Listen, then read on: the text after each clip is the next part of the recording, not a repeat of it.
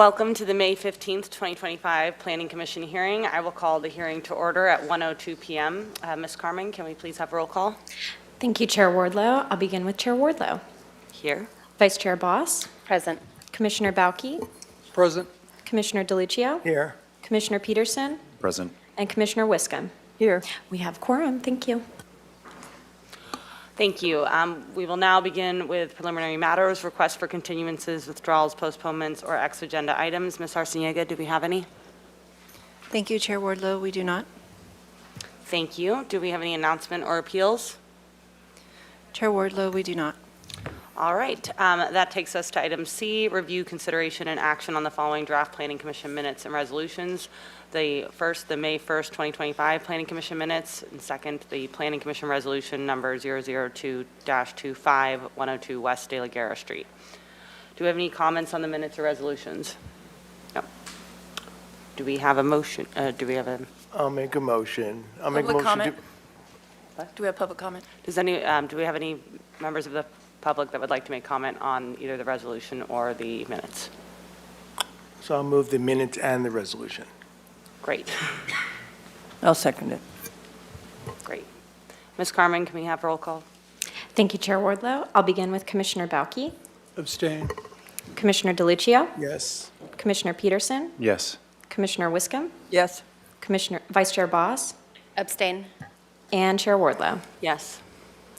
Motion passes. Thank you. Thank you. And that takes us to item D, comments from members of the public pertaining to items that are not on today's agenda. Due to time constraints, each person is limited to 2 minutes.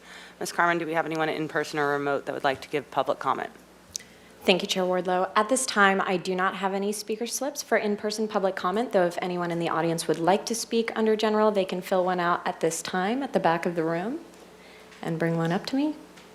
But I'm not seeing any movement, so we'll move to online participation. We do have 2 participants online at this time. If you would like to speak under general public comment, you can raise your hand now.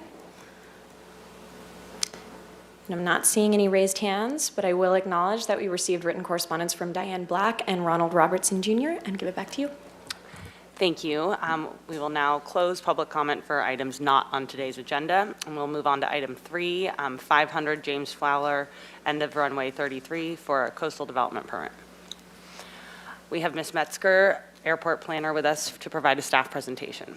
Ms. Metzger, the floor is yours. Thank you, Madam Chair. I'm Jessica Metzger. I am a planner at the Santa Barbara Airport, and I'm here to present on this item. Just to start out and give you an overview of where we are. So this is our airport, and unlike parcels in the downtown area, the airport is one very large parcel that's shown in the blue there. And then where this event occurred is denoted with the star on these graphics. This event happened in the appealable jurisdiction of our coastal zone. And we have the appealable shown in green on this map here.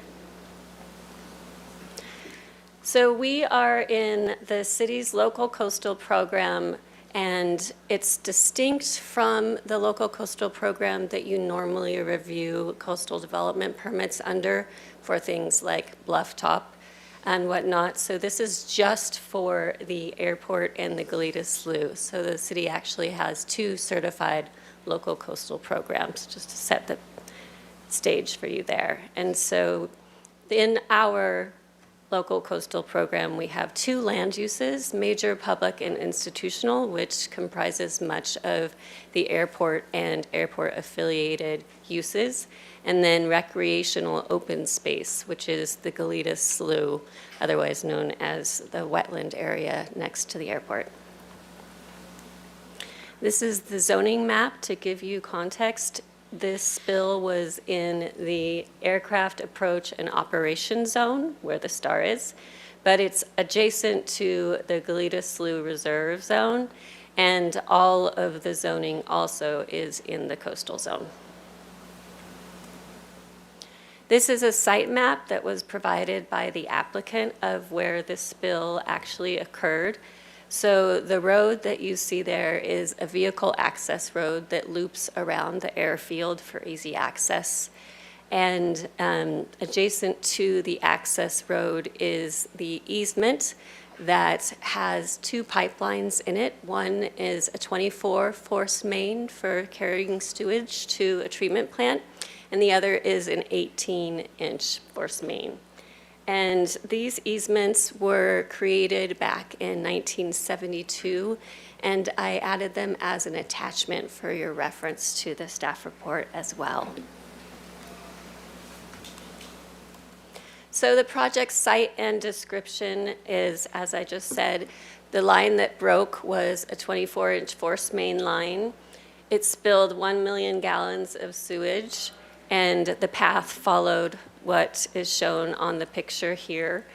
And the cleanup and repair started on February 17th, the very next day from the split, the leak.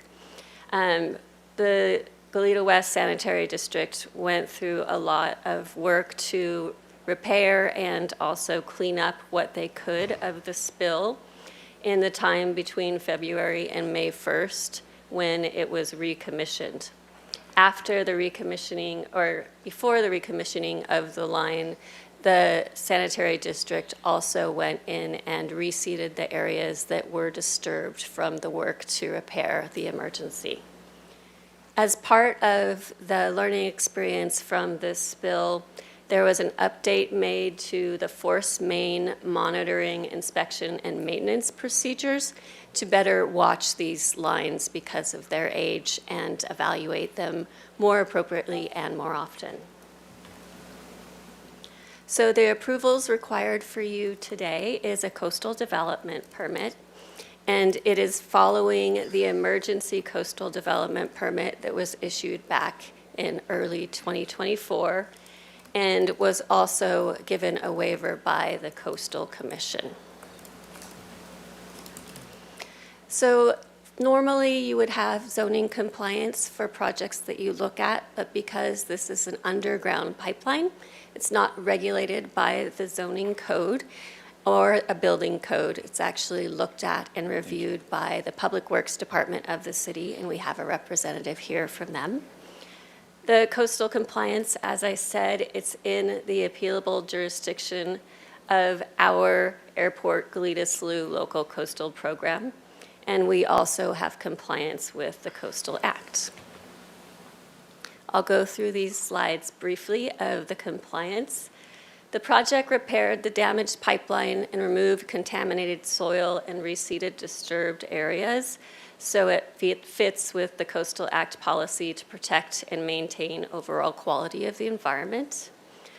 And the project also protected the coastal waters and restored the areas that were polluted, and so it fits within the Coastal Act for that as well. In the Airport and Goleta Slough Coastal Plan, we have an environmentally sensitive habitat section, and it states that ongoing activities in special districts, which the sanitary district is part of, need to be reviewed by the city. So the city was actively involved in this emergency from the time that they found out about it. It also says that no incompatible uses should be allowed, that this is on our current access road, so it's not an incompatible use to have a buried line under the road, next to the road. And it says that development shall be sited and designed to protect water quality, and that is what this repair did. In our land use section, we state that further development of facilities in its land use on that designation map I showed you shall not reverse in adverse impacts to the wetland habitats of the Goleta Slough. The cleanup did occur, and additional measures were taken to make sure this sort of emergency doesn't happen again, and so it satisfies this policy. We also performed an environmental review per CEQA and found that it is an exempt project due to Section 15301, existing facilities. In addition, there are also 2 Public Resource Code exemptions that are shown on the screen here that it also falls under. No exceptions to the exemptions apply to this project. Staff recommends your approval. If granted, the project would conform to the California Environmental Quality Act, the Coastal Act, and the Coastal Plan for the airport and Galitas Loop. That concludes my presentation, and if you have any questions, I'd be happy to help. Thank you, Ms. Metzger. I believe we have an applicant presentation as well today, or no? We do. Wonderful. If you would state your name and relationship to the project, you will have 15 minutes to present. And if you do not use all your 15 minutes, we can go back to you after commissioner questions. For sure. Ms. Carmen, would you please start the timer? Yes, good afternoon, Chair and Commissioners. My name is Alicia Harrison. I'm a land use planner with Brownstein, here today on behalf of Goleta West Sanitary District. Here today on behalf of Goleta West Sanitary District, and also with me on behalf of the district is Joey Hilliard, an employee of the district. We don't have a formal presentation, just a few comments that I want to make today, but first of all, thank you to staff, particularly Ms. Metzger, for all of her work on this permit with the coordination and for her presentation. The update that I have for the commission today is I wanted to talk a little bit about what's in your staff report, the Force Main Monitoring, Inspection, and Maintenance Procedure Manual, which outlines the routine monitoring, inspection, and maintenance for proper operation at the district pump station and for eliminating potential spill events to occur along the force mains.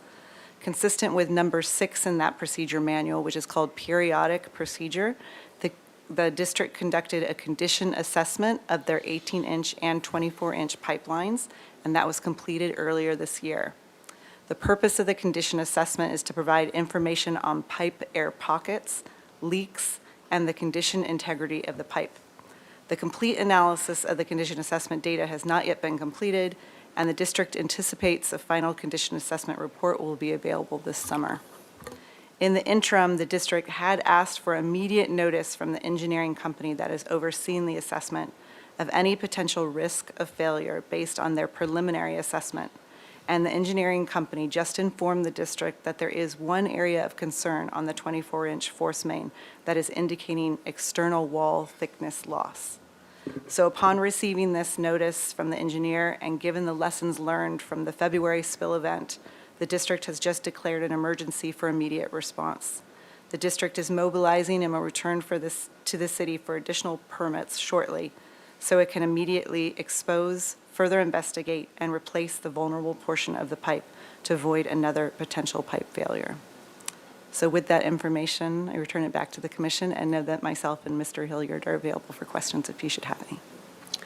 Thank you very much for your presentation. You have significant time remaining with 12 minutes and 44 seconds, so we can come back to you if we have any other questions. With that, we will now move on to public comment. Ms. Carmen, do we have anyone in person or remote that would like to give public comment on this item? Thank you, Chair Wardlow. At this time, I do not have any speaker slips for in-person public comment on this item. So I will move on to virtual participation. We do have 3 participants at this time. If anyone would like to speak on this item, they can raise their hand. Though I'm not seeing any raised hands, and we did not receive any written correspondence on this item, so I will give it back to you. All right. If no further public comment, we will close public comment for this item, and we will now turn it over to my fellow commissioners for questions.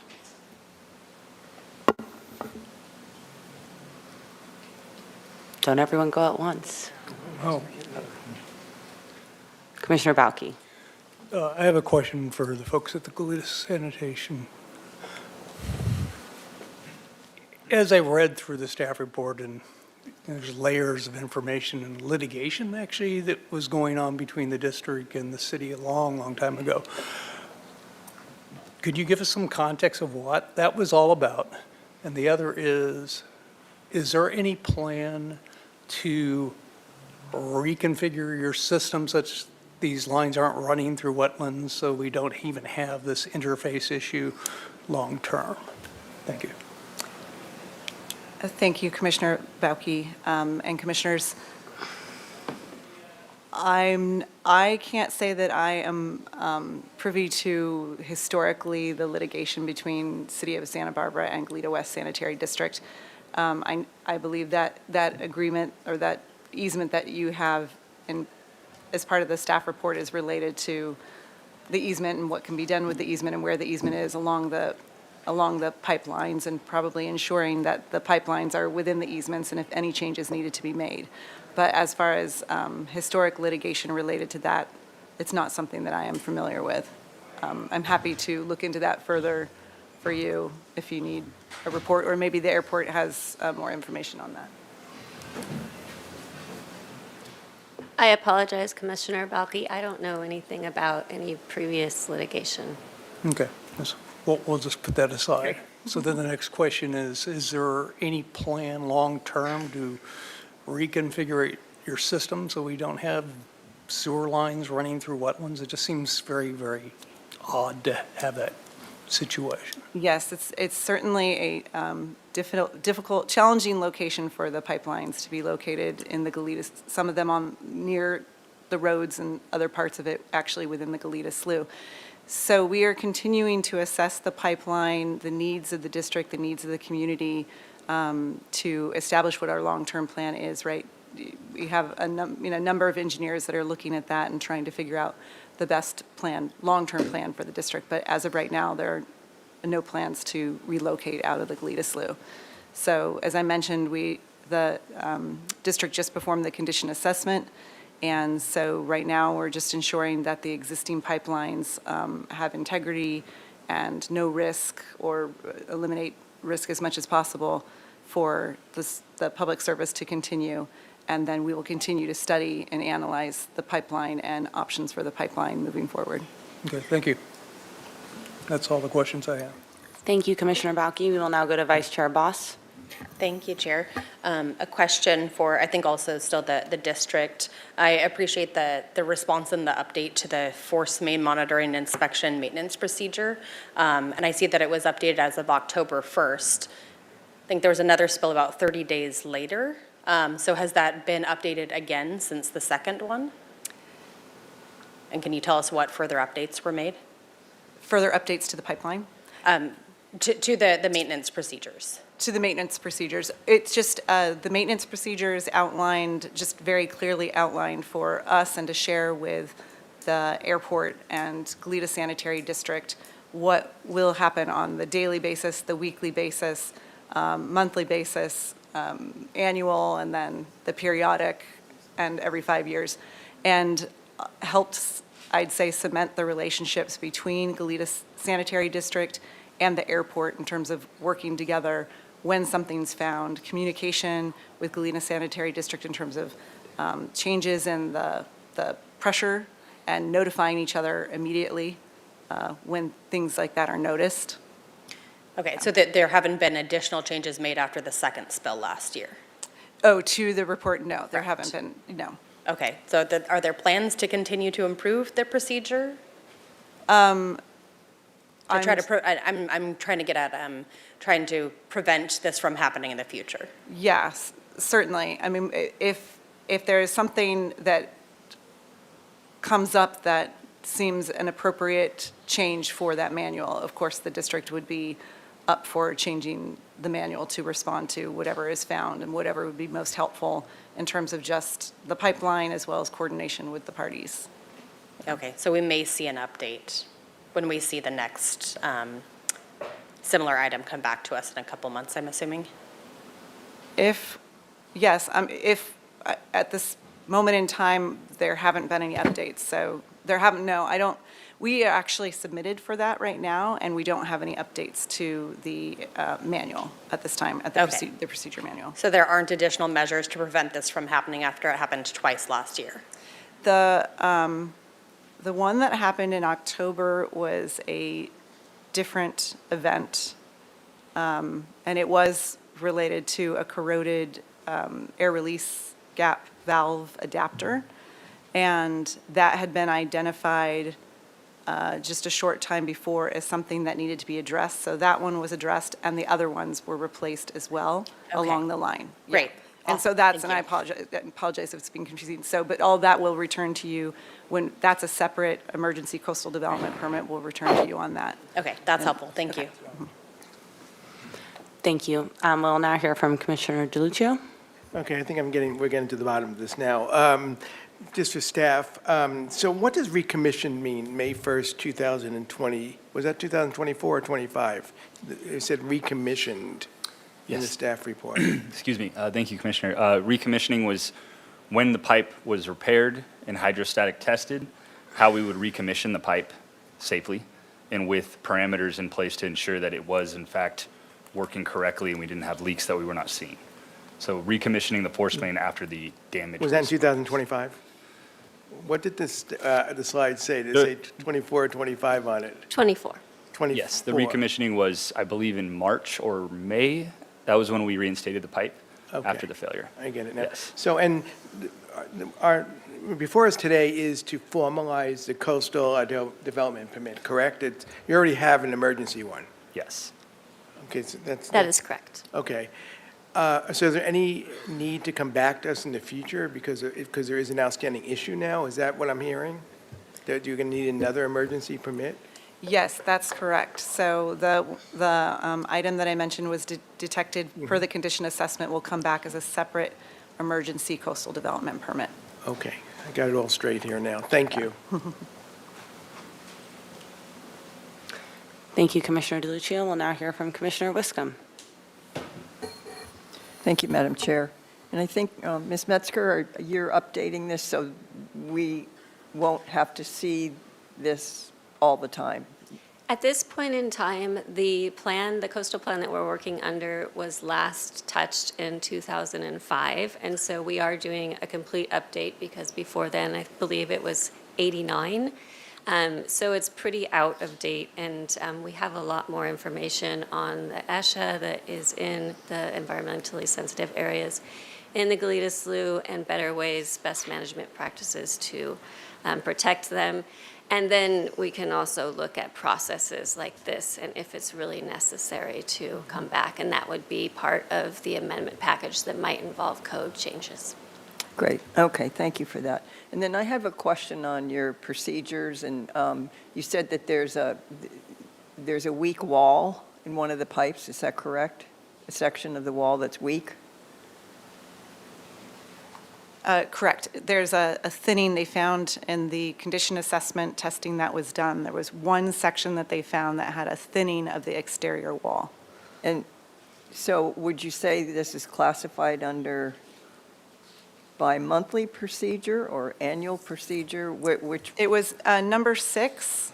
It's a report. There's a new technology called pipe diver and smart ball. oh, I see I it got those here. right, technology, and they're actually deployed inside the pipeline. So this was the first run of this new technology. And then per number 6 on that procedure manual, it will be run every 5 years. Or if there's flooding or earthquake or any other circumstances that would, initiate needing to do that again sooner, then it could be done at another time. So why do you wait 5 years to have it? Just seems like a lot could happen. I mean, you've got a weak wall now that needs to be, I believe that was, I think the 5-year time period was recommended by the engineer, but I don't know if you have more information. This being the first assessment that we did, we wanted to figure out what should be the right time frame for that. 5 years was put in the procedure because we needed a procedure in place. After getting the formal assessment back, hopefully this summer, we can determine when the right frequency will be.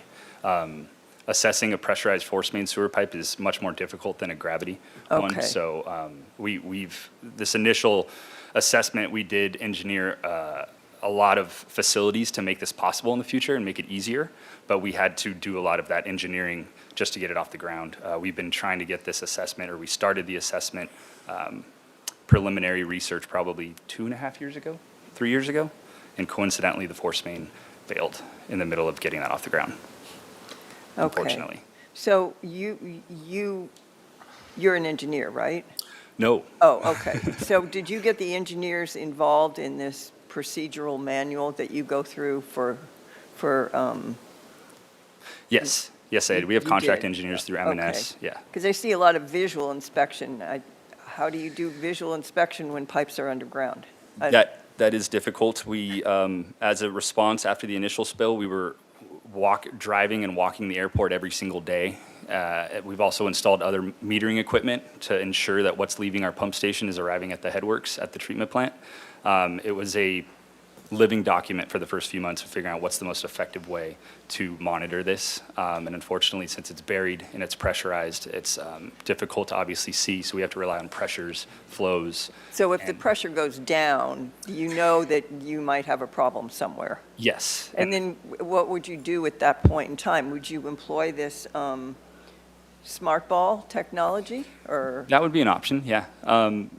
Immediately isolate the pipe and take the flow off of it, obviously, would be the first thing we Right. would do. We have Yeah. a redundant force main or a secondary one, the 18-inch pipe that we can switch to.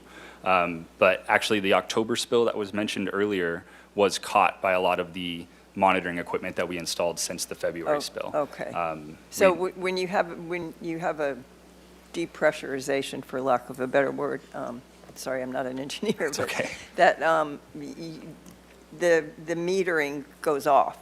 You have an alarm or something that tells you. Yes, exactly, Okay, that's exactly. good. I just wanted to know that, because if we're issuing a coastal development permit, sometimes we condition them. And so I just wanted to make sure that you've got kind of all the bells and whistles in place, so Yes. this doesn't happen again. Absolutely. Yeah, okay. Thank you for that. Mhm. That's it. Thank you, Madam Chair. Thank you to my fellow commissioners. Do we have any other questions? No, Commissioner Wiscombe took mine. Great. I do not have any questions either. We will now move on to comments from the commission. Who would like to go first? Comments? Commissioner Wiscombe. Thank you, Madam Chair. I'm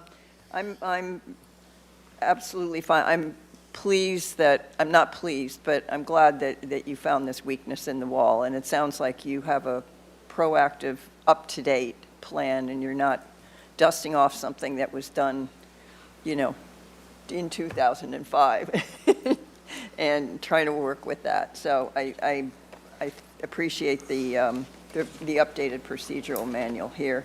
And I'm can support the recommended findings, which are on page 7 of the staff report, and support issuance of the coastal development permit. Thank you. Thank you, Commissioner Wiscombe. We'll go to Commissioner Bauke. I concur with Commissioner Wiscombe's comments, but I'd also like to add, definitely start looking at long-term ways to remove these pipeline systems from the wetland areas, because it's just always going to be a thorn in your side, and doing that would be very much appreciated long-term. So thank you, and that's the only comment I've got. Thank you, Commissioner Bauke. Any other comments? Commissioner Peterson. I'm in support of what was said by both commissioners just now. I'm grateful for the proactive nature, the proactive work you've done, the process and timeline that you've given us to try to prevent these spills in the future, and the new technologies which you're rolling out. I will go ahead and make the motion, if that's okay. Do we have any other commissioner comments? We can now move. I'll just say I appreciate you all coming in today, and I agree with my fellow commissioners' comments. Hopefully, the measures that you guys are adopting can ensure that we don't have more of these in the future, but thank you for your efforts. And let's now move on to motion time. Commissioner Peterson. Yeah, I would move to make the recommended findings that the project qualifies for the coastal development permit and is consistent with the California Coastal Act and is applicable and consistent with the city's local coastal plan. I'll move to second. The maker of the motion, could we, excuse me, sorry about that. Could we also add that affirming the CEQA determination? Yes, absolutely, and to recommend all of staff's, to find all of staff's recommendations, including the CEQA exemption. Second as amended. Thank you. Ms. Carmen, can we have a roll call? Thank you, Chair Wardlow. I'll begin with Commissioner Peterson. Yes. Commissioner Wiscombe, Yes. Commissioner Bauke, Yes. Commissioner DeLucia, Yes. Vice Chair Boss, Yes. and Chair Wardlow. Yes. Motion passes. Thank you. Thank you. The Planning Commission's actions today is appealable for the next 10 calendar days. And that brings us to our new item B, 633 East Cabrillo Boulevard, Hilton Santa Barbara Beachfront Resort. Today we have Ms. Kennedy, project planner, with us to provide a brief staff presentation. I'll let everybody get situated.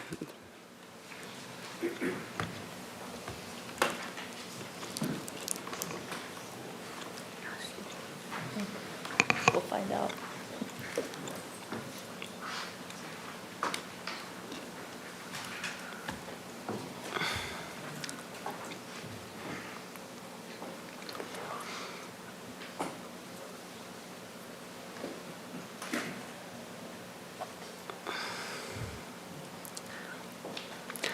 Ms. Kennedy, the floor is yours whenever you are ready.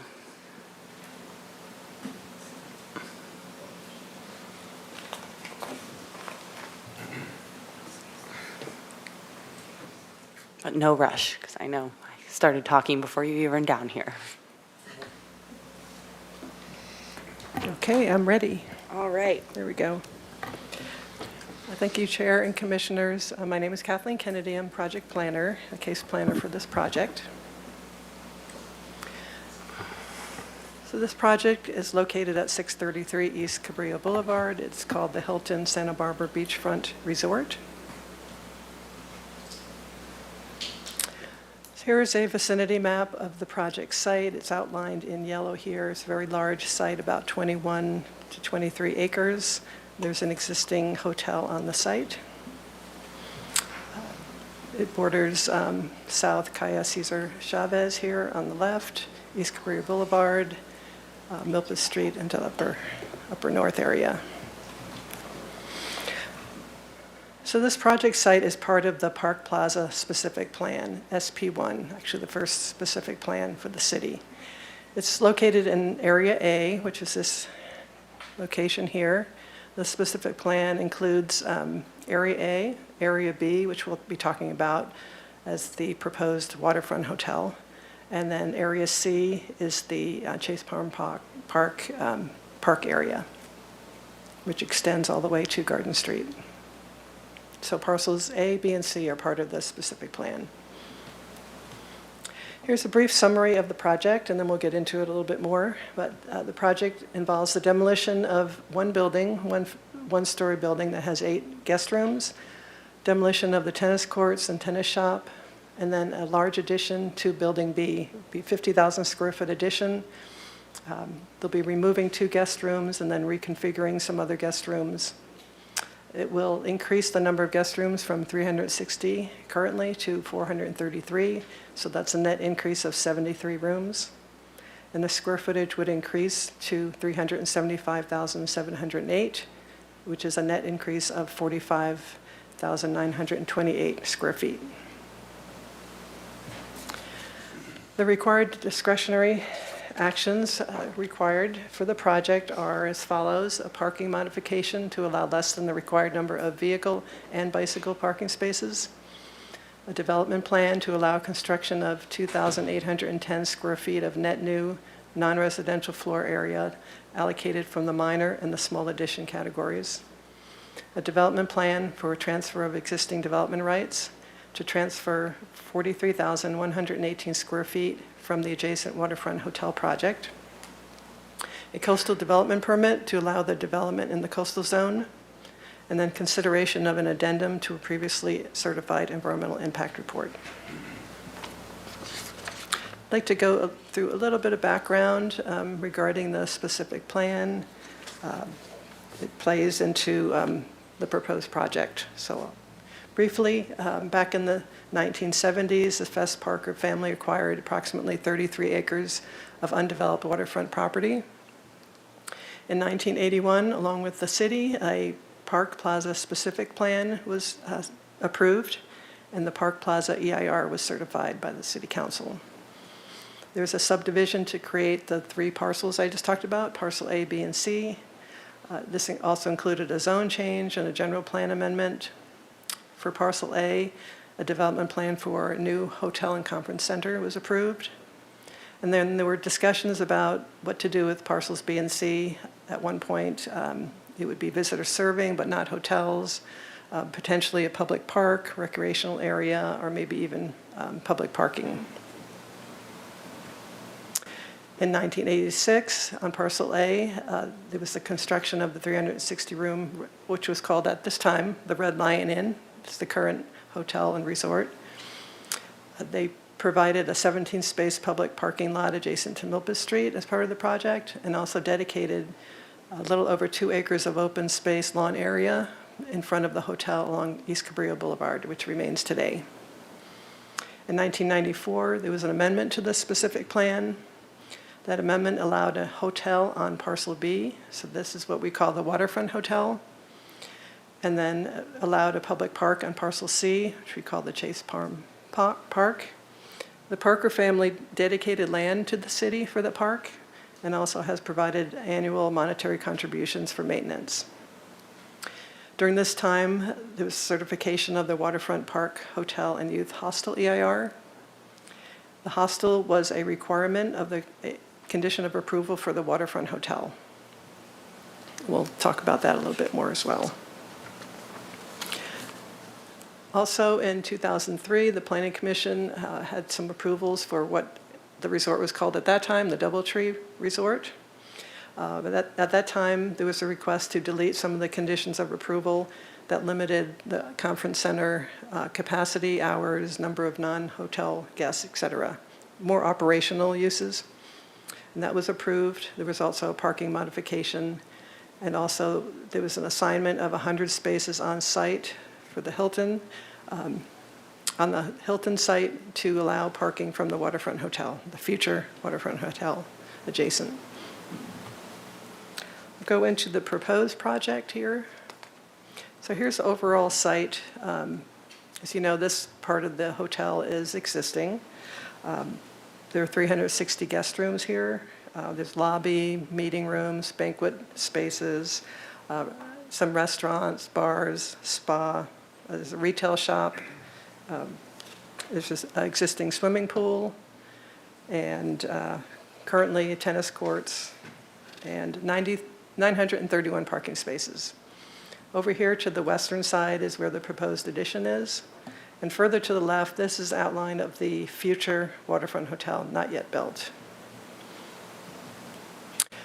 The demolition plan, so this is the western side of the property. There will be the removal of this building A, which right now has 8 guest rooms, and then partial removal of this building because the new addition will be connecting in this area. Here just shows the new building attaching to building B.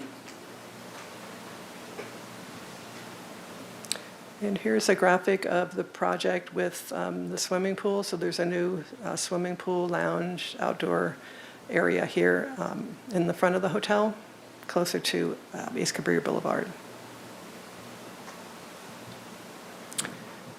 This shows part of the site where the tree removals and relocations would be. So there are a number of trees here, and if you can see them very well, that are to be removed. Those in blue are to be relocated, and these all along here are to remain. We do have a total of those. 22 trees would be removed, 33 would be relocated, 47 would be protected in place, and then there would be additional 50 trees added.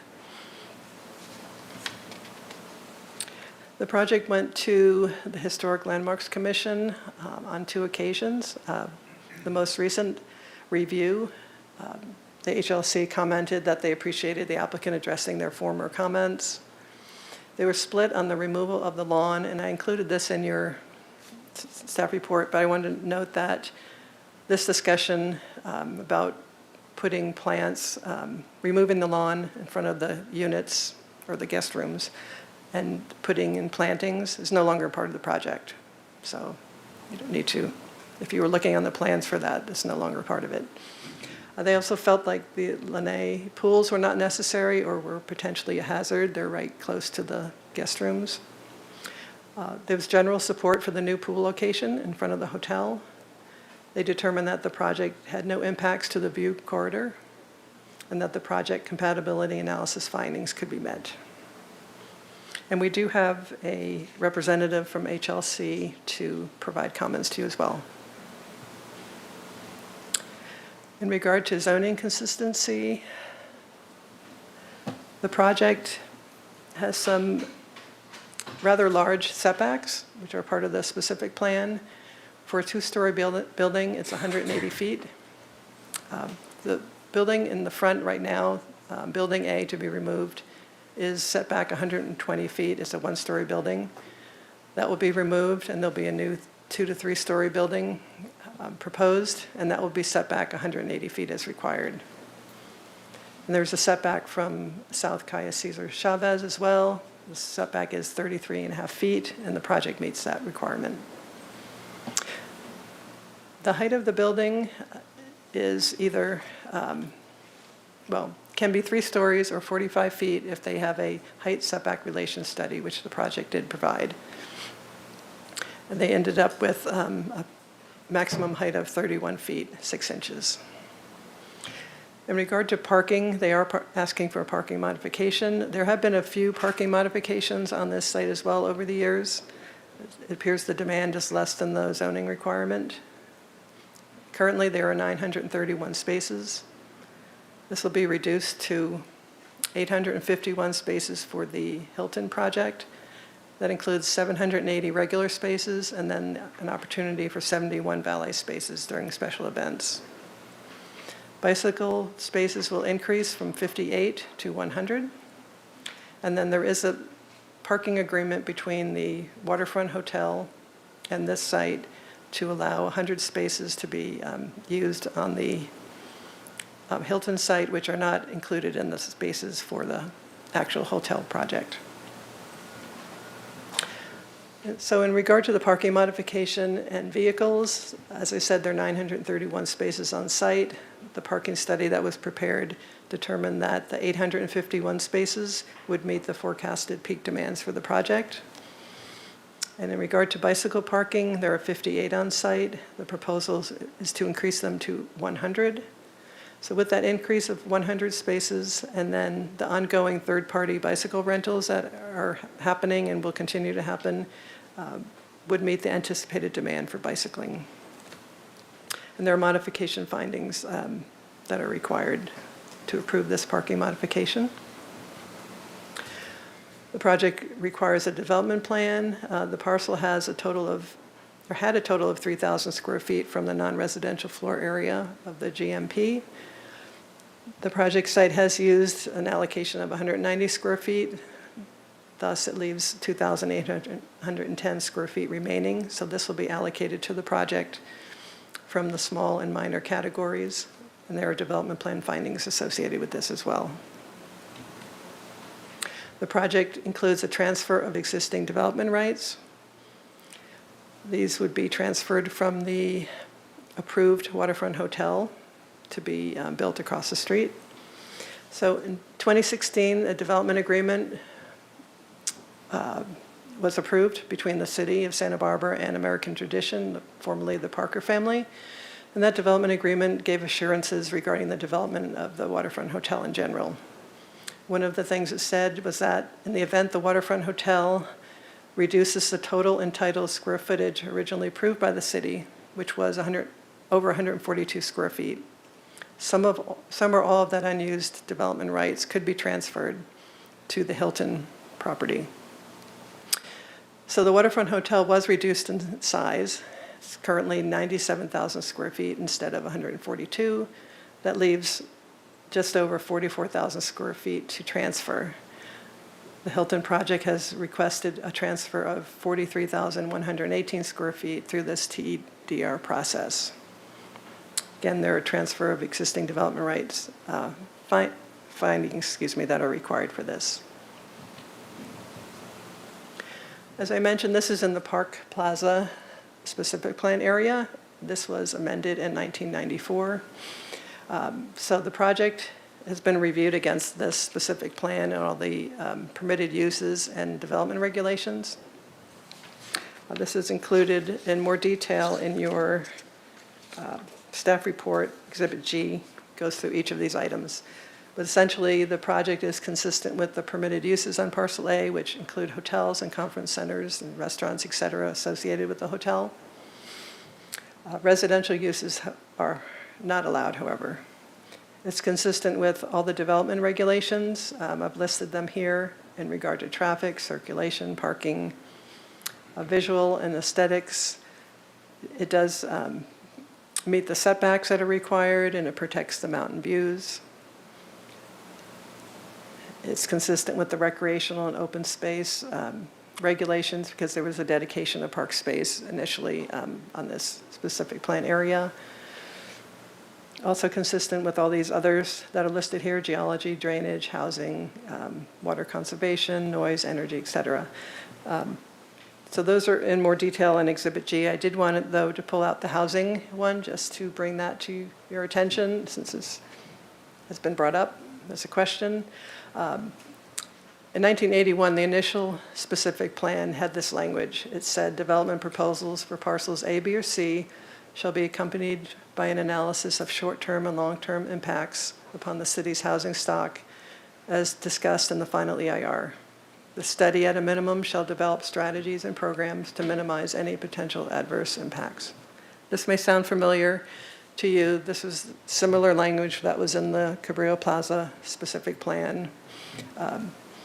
What happened, though, in this case was that in 1994, there was an amended specific plan, and that language was changed to state development proposals for parcels A, B, or C are required to mitigate any impact the project may have on the city's housing stock through the creation of new affordable housing as required by Municipal Code Section 2887-300. So I have that underlined because, well, first of all, that it referenced the non-residential growth management program. The numbers have changed, but that's not as important. It was referring to the development plan findings at the time. And at the time of this, in 1984, the development plan findings said the proposed development will not have a significant unmitigated adverse impact upon the city and South Coast affordable housing stock. So this was referring to that. However, since then, that has been removed from our findings. Back in 2013, there was a determination that this finding is not applicable to many, many projects, and it was difficult to find that these findings could be made for other projects. So it was determined that that finding would be removed, and there were a few other findings removed as well from the development plan.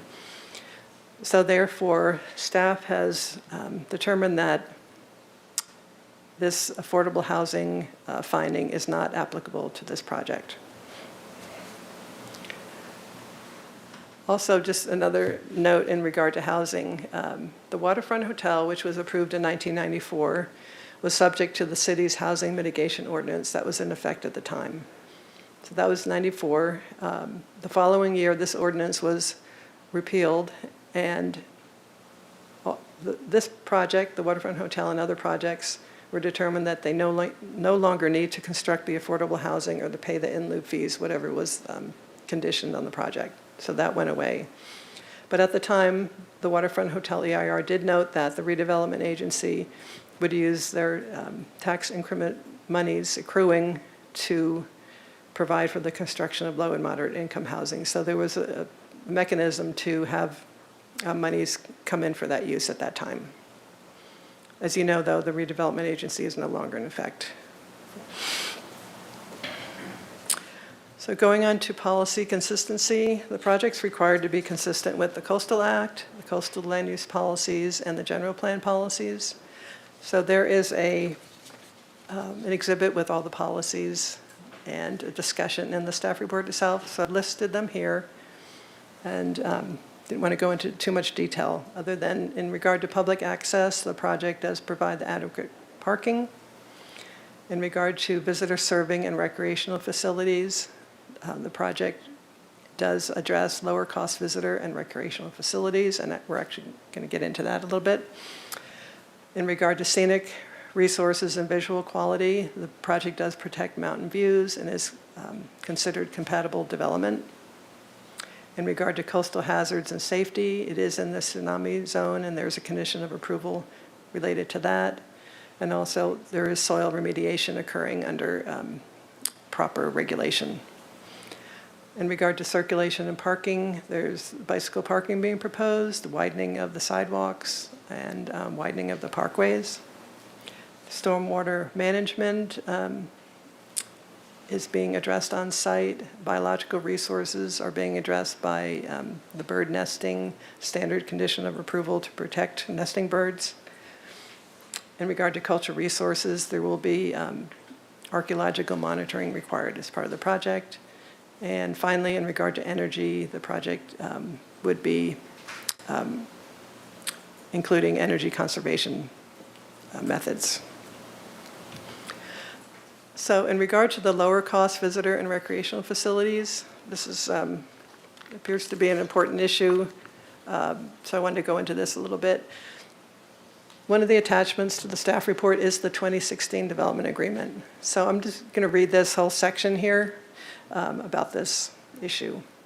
So in its review of any application to transfer development rights from the hotel parcel, in this case we're talking about the Waterfront Hotel, to the Vest Parker Hotel parcel, which is the Hilton parcel, the city shall take into consideration and give appropriate credit to the Parker family for those fees, dedications, and public improvements made by the Parker family in satisfaction of its obligations under Development Agreement Number 1, including, without limitation, its provision of lower-cost visitor accommodations through the development of the hostel, and provision of parks and open space through the dedication of the park parcel, and ongoing annual payments to the city of park maintenance fees, provision of traffic, circulation improvements, etc.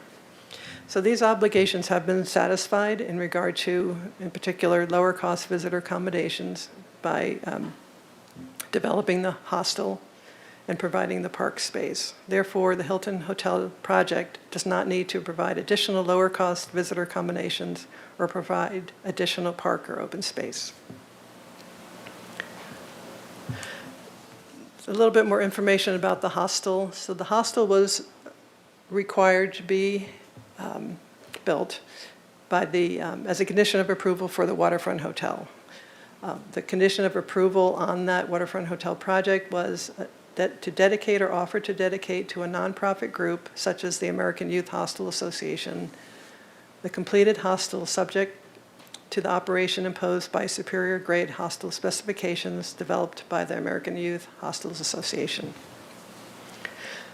The hostel met the requirement of the lower cost visitor accommodations through the approvals of the Planning Commission, the City Council, and the Coastal Commission. The hostel was constructed in 2014 and has continued to operate as a hostel. The city does not regulate the cost of the hostel or any hotel in the city, and I'm bringing up our coastal land use plan policy that relates to that. The city shall not require that overnight room rentals be fixed at an amount certain for any privately owned or operated hotel, motel, or other similar visitor serving facility located on either public or private lands. So we do not regulate the cost of a hotel or a hostel. Next, switch to environmental review. As you know, there were 4 EIRs associated with this Park Plaza specific plan. When it was created back in 1981, there was the Park Plaza EIR that directly analyzed this, the proposed hotel and conference center on Parcel A, and also analyzed other potential projects such as senior housing and such that were not constructed. Then the Waterfront Park Hotel and Youth Hostel EIR from 1993 was prepared. This focused primarily on the amendments to the specific plan, which allowed for the hotel on Parcel B and the park on Parcel C. Subsequently, the Red Lion Supplemental EIR was prepared, which analyzed some operational changes to the hotel. That project didn't go forward and was withdrawn, although the EIR was certified. And then the Doubletree Supplemental EIR, prepared in 2003, analyzed those operational changes, which were approved, and the EIR was certified. For this project, we prepared an addendum to the EIRs. So That's part of your packet. We summarized the conclusions of the previous EIRs. There were a number of traffic, parking, air quality impacts associated with those, some because there were other bigger projects that were part of the review that did not happen. And then over time, different traffic impacts went away due to public improvements and such. So staff prepared a checklist, though, for the current project, went through each of the issues, determined that the only mitigation measures from the EIRs that would apply to this project are related to the archaeological monitoring. So we've added those as the conditions of approval to the project. So there are, as you know, findings required. I just listed them here. They are listed in more detail in your staff report, but they would be for the environmental review, the parking modification, development plan, transfer of existing development rights, and the coastal development permit. So I have the recommended motion here. If you're ready at that one point to do that, I can pull this back up on the screen. But our recommendation is to approve the parking modification, development plan for the TEDR, the coastal development plan, and the EIR addendum, making the findings in the staff report and subject to the proposed conditions of approval. So that concludes staff's presentation. Thank you. Oh, I wanted to say also we have other staff here. We have transportation planning staff, Teresa Schoding and Julia Peugeot, environmental analyst. And as I said, we also have HLC representative Keith Butler is here as well. Thank you, Ms. Kennedy. Really appreciate the thorough presentation. We will now hear from the applicant team. Would you please come up to the podium and state your name and relationship to the project? You will have 15 minutes to present, and if you do not use all your time, you can use the remainder of your time after commissioner questions. Ms. Carmen, can you please start the timer? Thank you. Good afternoon. Happy to be here. I'm Trish Allen with SEBS Land Use Consulting. I am joined here by half the room behind me. I've got the ownership team and the hotel operations team here to answer any questions you may have about the hotel, and also our technical team. I'm not going to waste our precious time introducing everyone. When they come up, they can give their names. We're going to get started. There's everybody. We're going to get started with Clay Arell, our architect with AB Design Studio, and he'll be followed by Rob Madej, our landscape architect. And then if there's time left, I'm going to wrap up. There you go. Thank you, Trish. Good afternoon, commissioners. We're going to get going here. I realize, and thank you, Kathy, for that great presentation of the project thus far. After watching Kathy's presentation, some of these slides are going to be redundant, so I'm going to go quickly through them. This is the existing site plan. Kathy showed the proposed site plan, but this is the existing property. Somewhere on here is a laser printer. There it is. So this is the tennis courts over here and the small building we're removing and building B that we're attaching to. But this is the entirety of the site here. We talked, Kathy mentioned this in her presentation, but just for the sake of clarity, the property line is here, this yellow line that's highlighted. It goes around like this. This is the area of our improvement. The blue lines are the setback lines, and she mentioned the 120-foot line here and the 180-foot line here for two-story structures. And then there's building A and that we're removing, and a portion of building B that we're attaching to. This is a graphic you've already seen, so there's a couple things I wanted to touch on this that Kathy didn't mention. Nope, we mentioned all of those, so I'll keep going. I'll leave enough time. These are the elevations along Cabrillo. We presented these to HLC back in May of 2023. This is the top elevation, is just the south elevation facing the water, the beach. And then this is a kind of a streetscape elevation, if you will, that shows the waterfront project over here on the left, Calle Cesar Chavez Street, and then our project, and then how it connects to the building B here, and then a couple other buildings that are adjacent. So this shows kind of a streetscape view and how our proposed addition kind of fits within the bigger picture context. These are the other elevations. So the west elevation here is the one facing Calle Cesar Chavez. We have the south elevation again, and then we have the north elevation, which faces the parking lot. HLC was largely in support of the mass bulk and scale of the project. They had some things, they had some comments about materials and things and windows and divided light windows and awnings and a couple other things around materials, but in large part, they seemed to be appreciating the project when we went to them a couple years ago. We have a couple diagrams here just to show the project a couple different ways, but these were studying the view angles, making sure that we could see the mountains. This diagram shows green as one-story portion, yellow is 2, and the third-story portion here is all set back considerably from that front edge.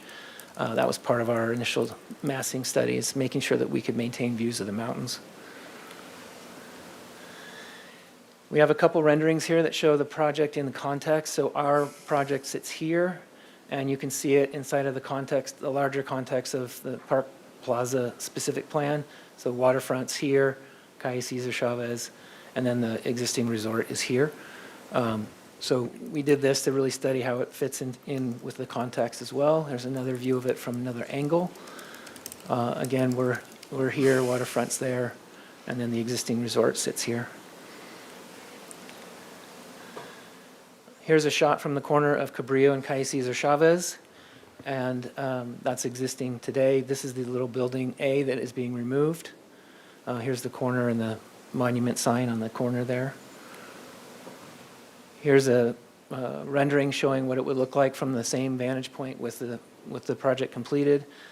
You'll notice here that this line of trees that we're removing is currently blocking the view of the mountains in these areas, and once we remove those, we enhance that view considerably and get rid of those large ficus trees.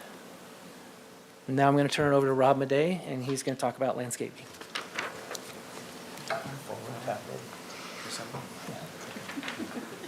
Good afternoon, everyone. Rob Madej, Principal Landscape Architect at Bosque Landscape Architecture. Similar to Clay, there's a handful of slides that we've already gone through. I'll skip through those, but at a high level, our primary design aim here is to ensure the landscape rhythm and continuity of character of spaces all along the section of Cabrillo we maintain that and enhance it where possible. I think we've all come to love and know the iconic palms that dot the lawn area, and the breadth of the lawn space is the strolling space. And essentially, we want to protect that, enhance that where possible. You saw this tree protection plan. I think you even saw, Clay pointed out, these ficus trees, no love lost for the ficus trees that we're removing.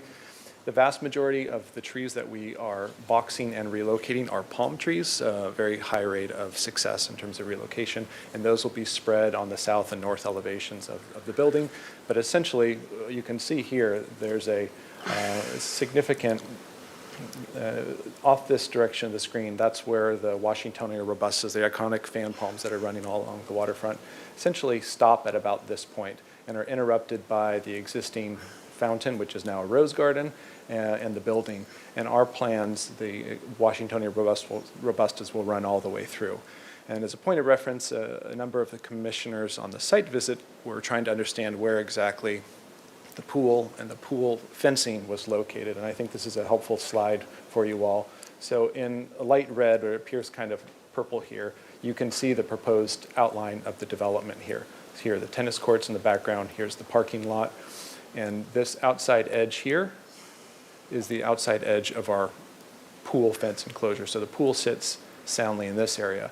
And I think this is important to note simply because the proposed development is actually pushed quite a ways back, and the continuous strip of lawn that you experience along Cabrillo is not impacted. So the majority of our development from a landscape site perspective is in an existing hardscape element and the existing building footprint. So from a user standpoint and a passerby standpoint, the iconic Cabrillo streetscape will remain and be intact there.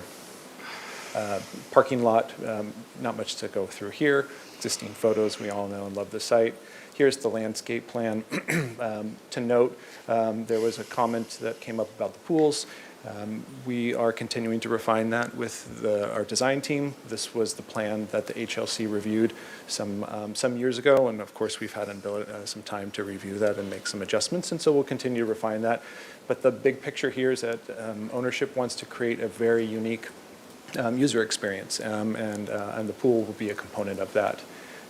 Our pool fence wraps along here. You can tell that we've made some efforts to bury that pool enclosure into the landscape so it isn't a significant element. And I believe one of Clay Arell's slides, I think, really exemplified how the landscape and the pool and all of the landscape improvements do sit back from the edge and provide a nice setting for the building. There are a number of bioretention basins as required by our stormwater, populated through the garden space as well. Our tree plan here, as noted, there was a handful of trees being removed. Again, I think we had 20 trees removed, 18 of which were ficus, 50 new trees coming in. And again, the large picture here is that the continuation of the palms along Cabrillo will remain. Here's a quick diagram of our pool fencing enclosure that we'll continue to refine and revise as we work through the project. And Trish, I believe I'll hand it back to you now. Yeah. Okay. Thanks for the quick handoff. So this week we had, well, actually last week we installed the story poles, and I think many of you were able to get by the site. And this is a view looking straight onto the property, the area of the proposed project from Cabrillo. And it's not easy to see those story poles because of those famous ficus trees. We'll zoom in a little bit here. And so I think you can see them just kind of peeking out beyond the trees here. So again, just another view from Cabrillo. View from the corner, story poles not very visible from here. Another close-up. See them, I think, back in here. And this is a side view from Calle Cesar Chavez looking east towards our project site, really looking towards the tennis court area where you're seeing the story poles here. A little bit further down the street, looking back onto the property from the parking lot. And another view from the parking lot. Looks like I have a couple minutes. My team did well.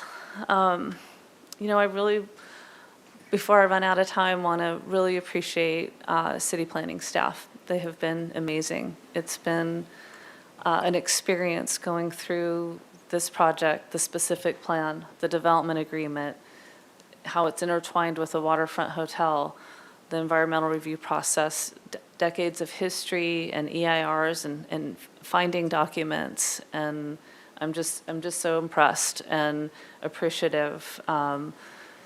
It was a lot of work, a deep dive into the Mackenzie water tank or whatever, where some of the files are stored. And your staff is just amazing, and I so appreciate them. They've done a thorough analysis, and now we're here for your decision for a project that, from my point of view, has been anticipated. SEPS had worked with the property owner, with the leasee for the waterfront hotel, worked diligently on the changes to that hotel over the years and the development agreement. I know that's not the subject of your review today or your consideration today, but the development agreement is so important and is our operating document. And the Planning Commission at that time, the applicant team and city staff, this commission and city council really worked hard on that. And in that development agreement does have a provision to transfer unused development, square footage, not rooms, but square footage that would not be developed for the waterfront hotel that was anticipated in a specific plan to be transferred over to the Hilton site. So this is a continuation of an implementation, if you will, of that development plan of what was anticipated here. There are some significant planning policies that come along with this, things that we had to work out and overcome. And, you know, the coastal zone, visual resources, protecting those precious views to our mountains. And this project just tucks right in there. And I think, as you can see from the visuals that AB Design put together, really, it's just a beautiful waterfront and filling in a space with, the existing Hilton on one side, bookmarked by the existing resort, and what we want to see with the waterfront hotel on the other side. I think we've addressed all the significant policies. Staff has covered everything really thoroughly. So I just want to close with that. And really, we have a lot of people here to help with any questions you may have. So thank you very much. Thank you very much, Ms. Allen. You have 1 minute and 40 seconds remaining that you are welcome to use after Commissioner questions. That takes us now to public comment. Do we have any members of the public that would like to make comments on this specific item? Ms. Carmen, do we have anyone remote or in person? Thank you, Chair Wardlow. At this time, I do not have any speaker slips for in-person public comment. So I will move on to virtual participation, in which we do have 4 participants right now, and I have 2 hands raised. First will be Charles Carno, followed by Nicole Rogers. Hello, good afternoon, Honorable Planning Commissioners. My name is Charlie Carno, and I'm I'm a research analyst with Unite Here Local 11, the hospitality. Oh, can you hear me? Yes. Can you hear me? Okay, sorry, I got a notice here. I'm a research analyst with Unite Here Local 11, the Hospitality Workers Union. As discussed in our brief comment letter submitted this morning, Local 11 has concerns with the project's compliance with the Coastal Act's policies regarding lower cost accommodations and potential housing impacts. Our comment letter identifies 4 issues which do not seem to be taken into consideration in the staff report.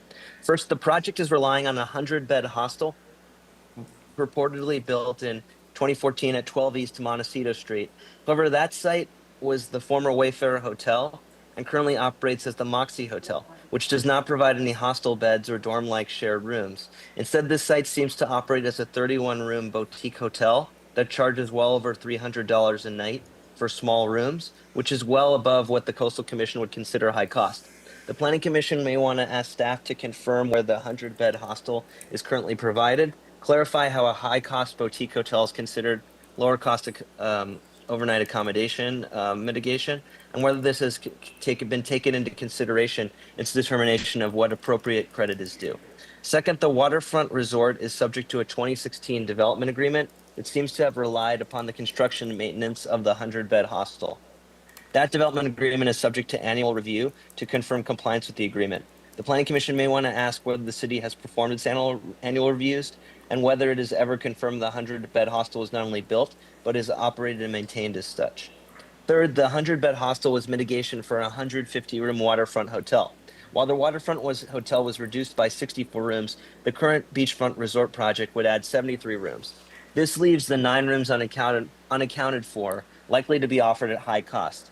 The Planning Commission may want to ask staff if this was given appropriate consideration and why this 9 rooms should not be subject to the Coastal Commission's LCOA policy requiring 25% of new high-cost rooms to be lower-cost overnight accommodations. Fourth, the waterfront hotel was found to have housing impacts causing an additional demand of 22 affordable housing units, and specific plan states that housing impacts are to be mitigated. I really appreciate staff's report, the staff presentation on this, but the staff report claims that no mitigation is necessary because the law changed over 10 years ago and the redevelopment agency once provided affordable housing. It still begs the question about how programs no longer in effect mitigate the project's impact. So we thank you for your consideration, and we hope these questions can be answered. Thank you for these considerations of these comments. Thank you. Next up, we'll have Nicole Rogers.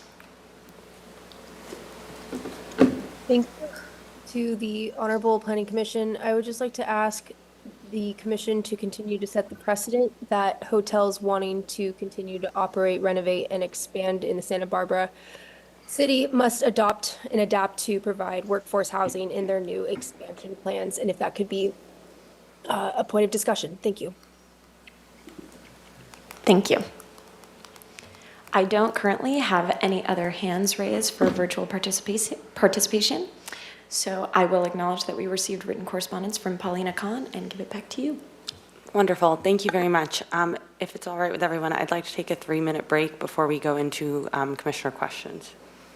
Thank you.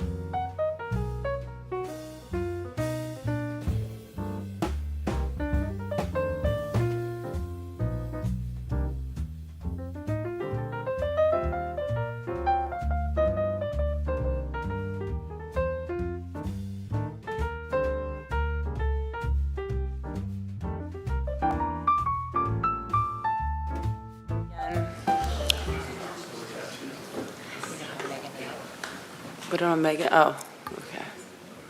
Never mind, sorry, we'll wait one more minute until Megan's back.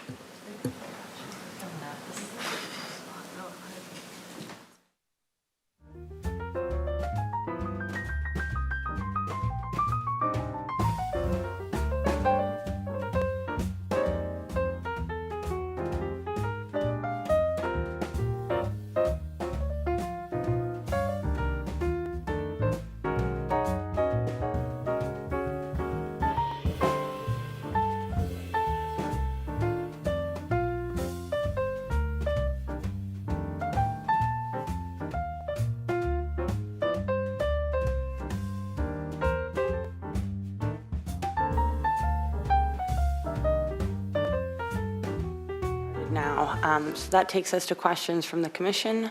Who would like to go first? I have Commissioner Bauke on my screen, but I'm not sure if it was from earlier.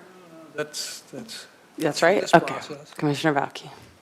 And I will start, I basically have 3 topics, but I will probably just do one topic and then defer the others to my other commissioners so I don't hog up all the time.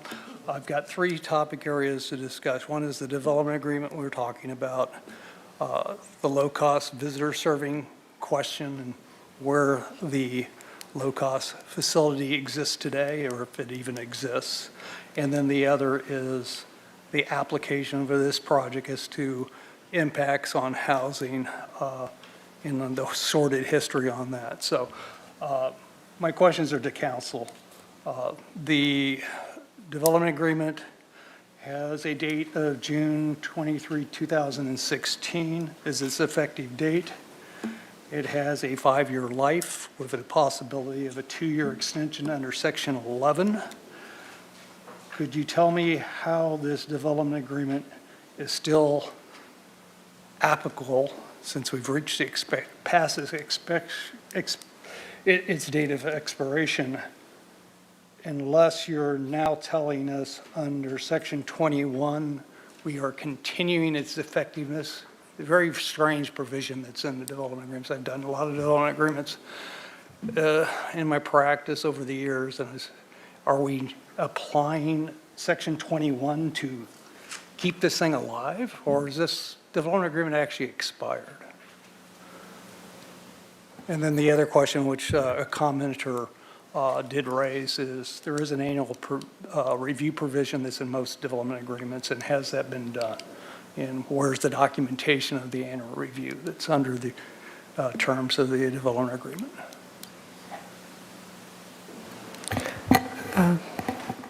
Chair Wardlow and Commissioner Bauke, I will say that when you're referring to Section 21, extend the time for performance by the Parker family. So they are, the Waterfront Hotel is being pursued. It's in a building permit stage. It has been for a while, but it's been under review as a building permit. almost ready to be issued and has been keeping this alive, as far as I know, for a long time. So they could at any point pull a building permit for the waterfront hotel. They've been making progress on that.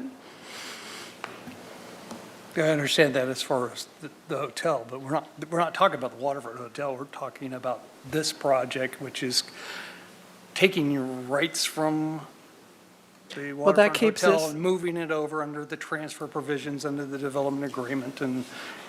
But this development agreement, my question is it even applicable at this point in time under its face? I mean, this is a legal question, which is why I asked it to council, because it's got an expiration date that would have been 2023 unless the city, and I didn't see anything in the staff report, is taking Section 21 of the development agreement, which is permitted extensions by the city, and saying, we're using that to make it continue. There's nothing in the record saying we're doing that. And we have no copies of the annual reviews from the community development director saying what the status of the development agreement has been through its life, which is a standard process in most cities with development agreements. So I'm lacking information on Section 21 as to whether this thing's really legally valid any longer, or whether we're applying it, or whether the annual reviews answer the questions one of our commenters had, which is, what's the deal with this hostel thing, for example, and what, there are things that are missing here, and I just want to know, do we have a legally enforceable document that we're referencing here? Well, I would leave, the legal to our city attorney, and the hostel issue we can talk about separately. 'Cause also- Commissioner Bauke, through the chair, we have been extending it, and we do have documentation that we have been extending it. Okay, are you using Section 21 to extend it? Because that's the only thing that's left from a time frame that you can Yeah, I don't extend. have the whole history on this project. It dates back quite a long time. No, before me. and I've lived personally through this one, Yes. so I understand that. But yes, I do believe it's. Okay. I just want to make sure we're on good legal footing, that we believe it's still valid, and if we get a challenge from like the union, for example, that spoke, that we have a legal basis to use this agreement. Yeah, it's a good question, and I appreciate it. So I will defer to staff for a lot of the history on the project, because Ms. Kennedy has more of the Okay, background so than I do. the only other two questions I have is on on the low-cost visiting serving application, because we've got a coastal commission condition that has specific language that was incorporated, and then the applicant's done what it was supposed to do. It built the hostel. So no concern on my part as to what the applicant does, is where is this hostel today that was, because it seemed to have morphed from a low-cost hospital to something that it isn't a low-cost hospital under the standards of the provisions of the specific plan and the conditions that the Coast Commission put on it. So where are we today on that? And somebody can answer that question. And I will let my fellow commissioners get into that in more detail. But I think that's something that's very, very important, because they've done their job. The question is, did the city do its job in keeping it at a hostel? Chair Bauke, Commissioner Bauke through the chair. It's a good question, and you're correct. The applicant did do their piece, and it's constructed, and it's at 12 East Montecito. The issue that whether it's low cost is, we don't really have a rate setting for low cost. If it's not operating properly as a hostel, that's something that we would take care of through code enforcement. So we'd have to look into it. Okay. And I've actually pulled it up on the website. So it's something that I'm now aware of. Okay. All right. That's the questions I'll have at this time, and I'll leave it to my fellow commissioners to ask some of the housing-related questions, or I'll be back. Thank you, Commissioner Bauke. We'll now hear from Vice Chair Boss. Thank you, Chair. I appreciate Commissioner Bauke kind of going down that path, and staff for answering a couple of the same questions that I had. So I understand now that the city will be moving into enforcement for enforcing that hostel that's to provide lower cost accommodations in perpetuity. Commissioner Boss, through the chair, it's something I can't say that we're going to enforce. It's something that we will investigate. And if it's not operating pursuant to the terms of the conditions of approval, then yes, then we would go forward with an enforcement case. Okay.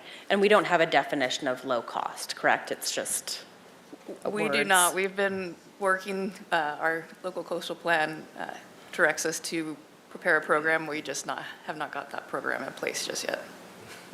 When did the local coastal plan give that direction? What, ballpark year, decade? Wow, probably several years ago. Several years, okay, thank you. So then, some of my other questions, under funding, one of the conditions in the specific plan was that the redevelopment agency will use at least 20% of the tax increment monies accruing from this property for housing for persons of low and moderate income. That was very exciting to me to hear that 20% of what I think is the TOT from this project will go to housing persons of low and moderate income. Very, very excited there. However, the redevelopment agency no longer exists. So how are we collecting that? And how are we still moving the 20% from this project into a fund to house people of low and moderate income?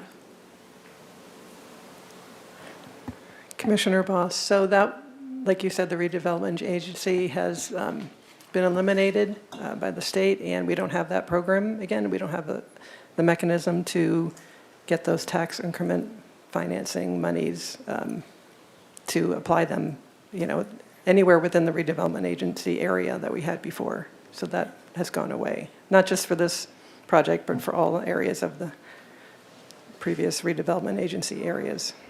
Understood. So now that we do have the Housing Trust Fund, so is that, my understanding was that the intent of that was to replace RDA?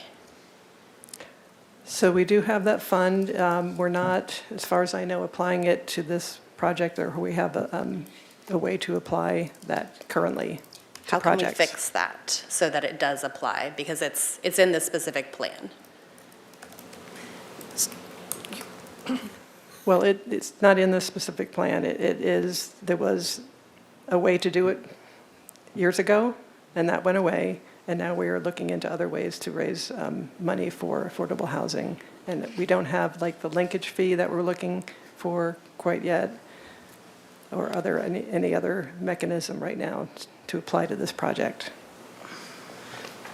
Through the chair, Commissioner Voss, if I could add to that. So the goal of the city is to get at that on a citywide basis and not project by project or just even specific plan by specific plan. So the goal of the city is we're currently doing the economic feasibility study. One component of that is studying the hotel linkage fee. That would give us the if we were able to create a hotel linkage fee that we would put into ordinance, that would allow the city the mechanism to then apply a linkage fee to projects in the future that would be able to collect and then go to the Housing Trust Fund as the funds and bank that would be fed. And then the idea is that management of that money could go to affordable housing. So the idea is that we'd be doing it on a citywide basis in the near future. But because we don't have the hotel linkage fee ordinance in place as of yet, there is not that mechanism, although we do have the Housing Trust Fund set up as that next step. Okay. And how many years have we been talking about doing that? Several, and I believe Commissioner Wiscombe can speak to that as well. And then, thank you. And you say near future. What is near future? So the first step is finalizing the economic feasibility study. We have an in-house draft of that coming to us this coming week. The next step would for that to go to Planning Commission and Council, as well as a draft ordinance that would then establish that hotel linkage fee. And then with the adoption of that ordinance, we could apply it to future projects. So per the housing element timeline that is set to be completed by end of year 2027, as in terms of what the housing element laid out. Okay, so 2.5 years is near future. Okay, thank you. So I guess I'm still just concerned that we have something that's in the specific plan, and we have language that is outdated and policy that is outdated, so I'm not sure how to reconcile that with this project. But I think those are my questions for now for staff. I do have one for the applicant, and I apologize, I missed the site visit, but I also missed that the Rose Garden was going away, so I wanted to know what, can you tell us more about that? So I understand that's where the pool is going to be. So what happens, I think others will ask about trees, but I was curious about the Rose Garden.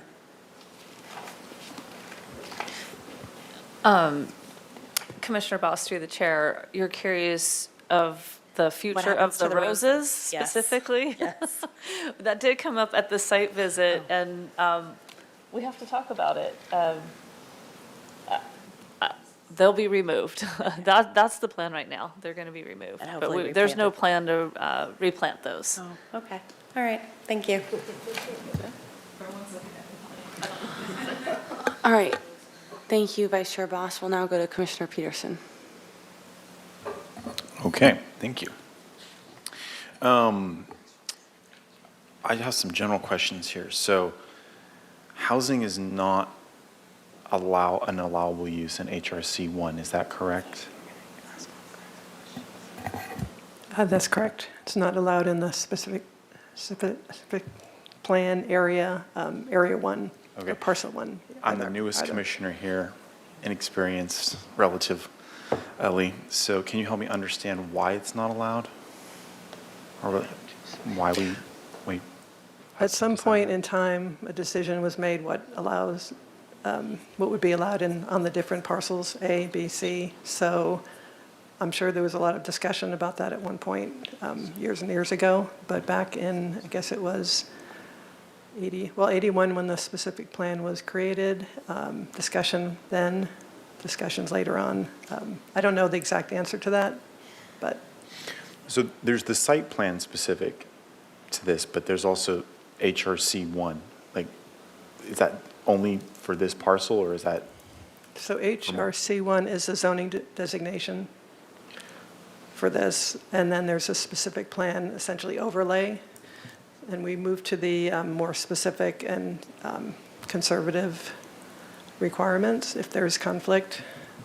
But in this case, we're looking at the specific plan regulations and what's allowed and what's not allowed. I don't recall if HRC1 allows residential. I'd have to check. It Chair- doesn't. It doesn't. Chair So Wardlow, they're very similar. To Commissioner Peterson, just also, the Coastal Commission has generally not prioritized housing over visitor serving accommodations. We may be seeing a shift in that. That's where I'm going with this. Okay. And so my question, the follow-up question is, what do we know about the trends of the Coastal Commission's thoughts on housing in the coastal zone? Well, I did notice when we had our, let me check, what it's called, the Visitor Serving and Recreational Facility heading under the Coastal Act, it used to say Visitor Serving Recreational Facilities and Housing Opportunities, and they did remove that housing section at one point when I was going through the history of this over time. That was removed at some point in time. The commission removed it, or? Yep. Okay. In their Coastal Act, they removed housing from that policy. My understanding is that the commission is becoming increasingly supportive of affordable and especially workforce housing in the coastal zone. And I think we've seen that with other Santa Barbara County South Coast hotel projects. Knowing that that's the case, and maybe to the applicant, was any consideration given to employee or workforce housing on this site?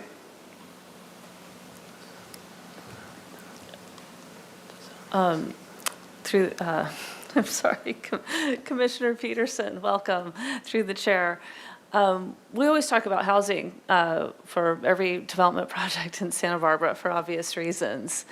In this case, this site does not allow housing. So I think what you're asking is, did we consider a specific plan amendment, a rezone, and going to the Coastal Commission to allow housing here? No, we did not. Okay. That would, no. There's we- no interest in that for you? No, not for me or for the owner, for the hotel operator. This is a conference center, resort hotel, and an expansion of what's there. So, no, we were not interested in opening up the specific plan and taking that back through all these legislative processes to allow housing on this site. Okay. Thank you.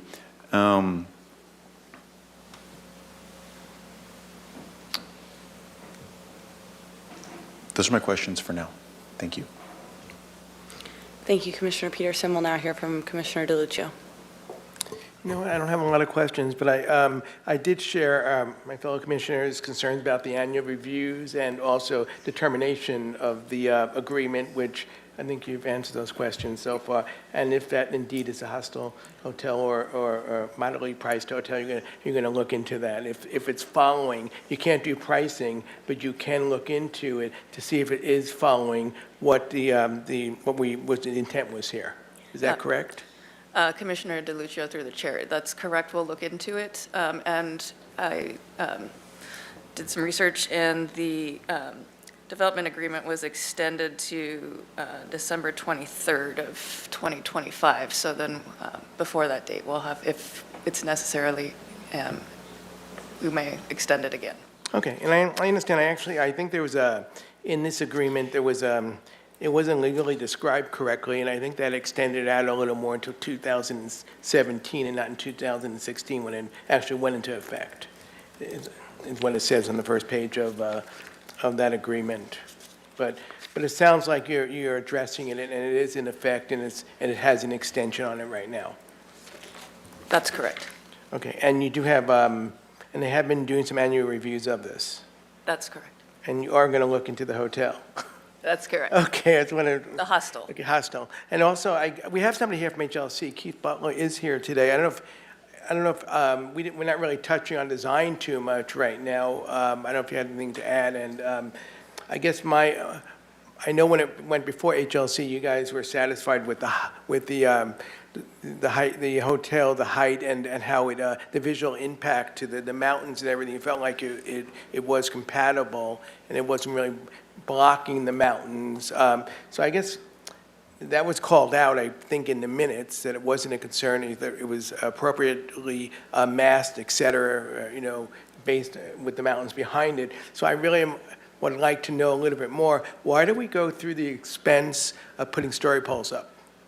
To that extent.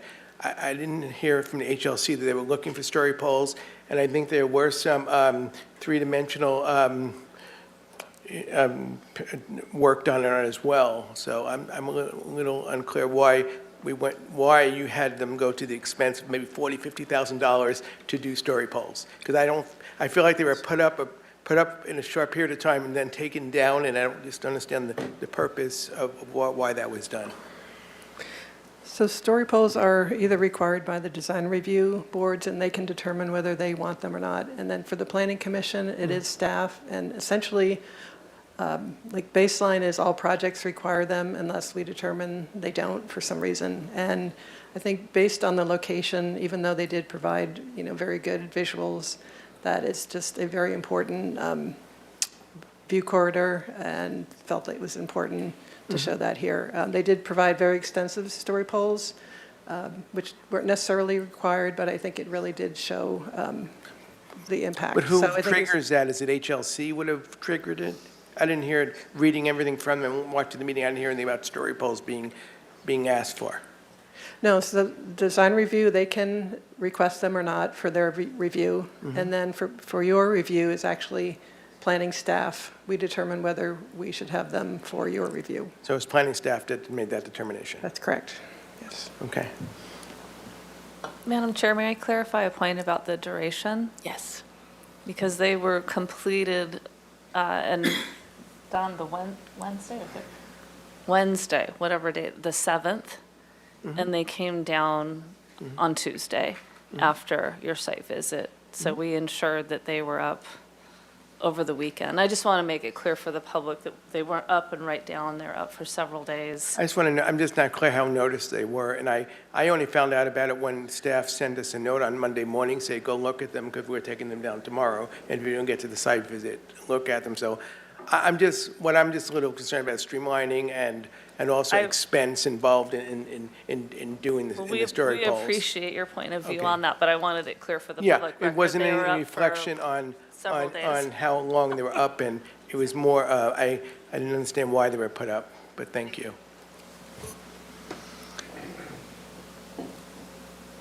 Okay, thank you, Commissioner DeLuccio. We'll now hear from Commissioner Wiscombe. Thank you, Madam Chair. I don't have many questions. I just want to go back to the elimination of the RDA again, and then we had that successor agency that dealt with, like, the Cabrillo bathhouse and, you know, getting our parking back together. So there was no, the successor agency didn't look into the impacts to a specific plan from the elimination of the RDA. Is that correct? I don't think so. And the way it was in the specific plan, I think it's just referencing a policy. It's not part of the specific plan itself, but when the specific plan was approved, there were a number of findings and such and references to different policies, and that was just one of the references there. Okay, okay, thank you for that. And then I have some more specific questions, I guess. So did HLC visit the site when, you want to come up and, appreciate you're sitting here this long. Commissioners, Give us a little overview, and also did members of HLC, some of the commissioners, get out to the site to see the story poles up? Yes, I'm Commissioner Keith Butler, from the HLC, hello. Yes, actually, I was there 2 days ago, and I don't know if my other commissioners visited the site. Okay. So just to address if I can, the question about story poles. Story poles are the default requirement. The applicant can request a waiver, and in certain instances we also modify the type of story poles required. In this case, I don't recall the client requesting a waiver, and secondly, because of the scope and scale of the project, we felt, story poles would be appropriate. I'm sorry, so. Okay, I appreciate that. And when you visited the site, then did you feel the same way about in terms of any impacts visually to the mountains once you saw the story poles up? So two thoughts on that. Yeah, I'm interested in where Sure. you went with that. Great, thank you. Two thoughts on that. First of all, it maintains the roof line height. So from the existing structure to the new structure was consistent with the existing, again, scope and scale and height. Secondly, the removal of the trees that are planned really will open up and allow even increased mountain views.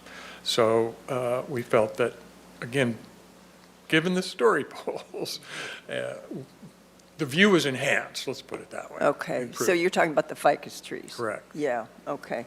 And you were were you unanimous on the view aspect being okay? Yes. Okay, great.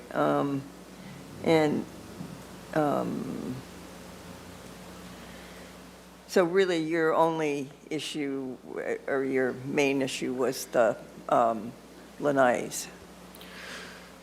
We had a couple of design recommendations. The city did, I think, a very good job of presenting what the HLC came up with. There was a couple other elements. There's the component we call the hinge. So it's really two wings of new building connected by a walkway or a breezeway, or what we call a hinge.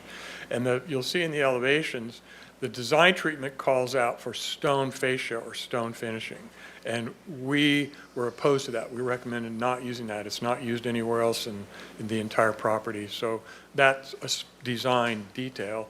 And then the use of the windows, we had a recommendation about the windows. Okay, that's great. Mr. Butler, thank you so much. Right. Really appreciate it.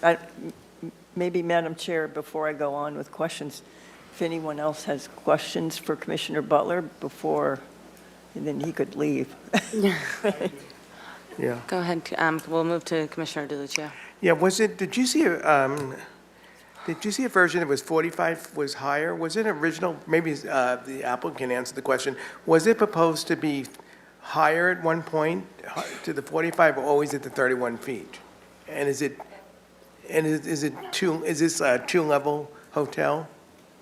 Just go. Or is it 3 levels? 3 levels? Commissioner DeLucia, sorry, through the chair. The building has been 3 stories since we started. We're at about 32 feet thereabouts. I don't think it's really ever been up at 45 feet. Okay. It's always been kind of, we're trying to keep it low like the rest of the buildings. Right. You could have gone 45 feet though, correct? Yeah. But you did not? Yeah. Okay. That's correct. Thank you. All right, we'll go back to Commissioner Wiscombe now. Thank you, Madam Chair. Okay, I just had a question. It doesn't relate to anything other than owner assumes risk of tsunami hazard zone through recordation of deed restriction. Is this something new, or is this something we do, and what does that mean, Ms. Ostringer? Does it mean that we simply assign the risks of tsunami hazard to the owner?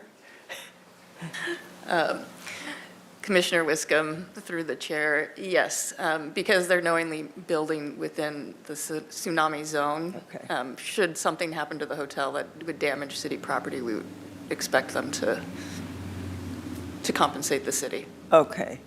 So you're talking about the property out in front that's public property along Cabrillo, too? Yeah, tsunamis are a little unpredictable, so Yeah. I don't know exactly what it would do. Okay. Okay. And then, let's see. The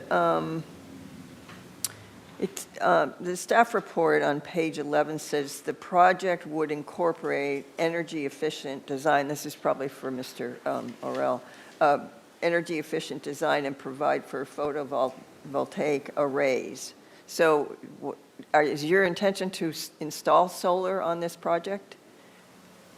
I was kind of provide for, it's a little questionable. Commissioner Wiscombe through the chair.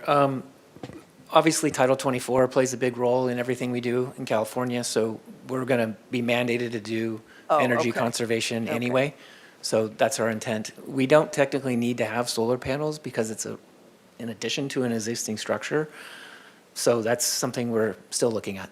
Oh, okay. Yeah, when energy efficient, I just figured, the language was just a little squishy. Title so- 24 requires energy efficiency for the envelope, windows, doors, Okay. a lot of other things, including mechanical systems. Okay, great. Thank you you. so much for the answer to that. And I think that's all the questions I have. I will have a couple comments about the conditions of approval when we get there, but they're comments and not questions. Thank you, Madam Chair. Thank you, Commissioner Wiscombe. We'll now hear from Commissioner Peterson. Hello, thank you. Again, I want to come back to this idea of allowable uses in the coastal zone and for hotel designated areas. And I think it's relevant to say now, not just about this project, but about the city as a whole. Obviously, the applicant shouldn't have to go through a huge cumbersome process if they want to have workforce housing on their site. And so I think it's important that we incentivize housing. This is leading to a question, I promise. I understand that we were going to be looking at hotel zones in the housing element program HE20, evaluate hotel zones. Is there a timeline on that or a general kind of understanding of when we may have an update on that? Commissioner Peterson, through the chair, I believe that's this year's work effort. I can confirm and find out for you, but I believe that is scheduled for this year. But let me confirm. And in light of where the Coastal Commission is going with this, can we also look at this in the coastal zone? I mean, those areas are in the coastal zone, but I think it's important to look to see if housing can be an allowable use in the coastal zone in light of where the commission is.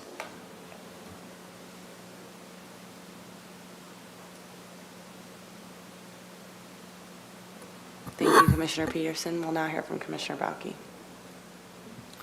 Thank you, Madam Chair. Just one quick question of staff, and it's something that seems to keep coming up. In a number of projects, we're seeing allocations from the growth management plan to particular projects. But we never see how much is on the balance and how much is left and how fast it's going away. So what is our current situation as to how much is still left in the till for allocations for projects such as this and others? Do we know what our current balance is?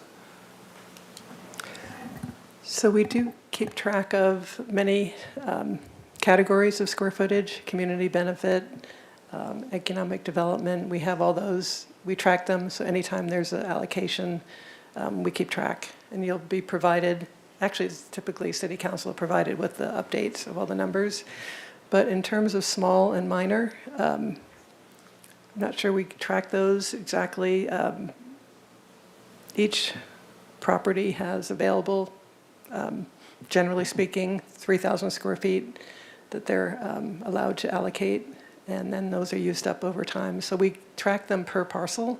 So this one, in the case of this project, they would have 3,000 available. They've already used 190. We would track that they no longer have any small and minor because they've, assuming this project gets approved, those allocations would go away. But we track them. We have a list of every parcel and what small and minor allocations have been made for them. I think Megan was going to Yeah. respond to. Through the chair, Commissioner Balke. Just to add to that, if you're talking about the overall allocation, we're about halfway through. So the program sunsets as it's written now in 2030 will likely be just, and we're about only halfway through the bucket of allocation. So there's plenty of allocations left for non-residential square footage.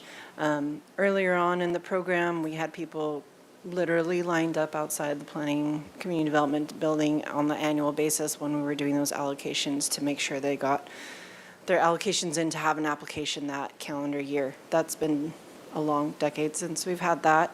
I think I speak correctly in saying decades, but we've just seen a slow in non-residential growth. In fact, we've seen, as you know, a lot of vacancies on State Street and other commercial areas as we've seen brick and mortar turn to online uses, et cetera. So there's just been a shift in that demand. So we likely will be seeing just a renewal of that extending of the sunset date when we come to 2030 to kind of extend it out a little longer since we have so much allocation left.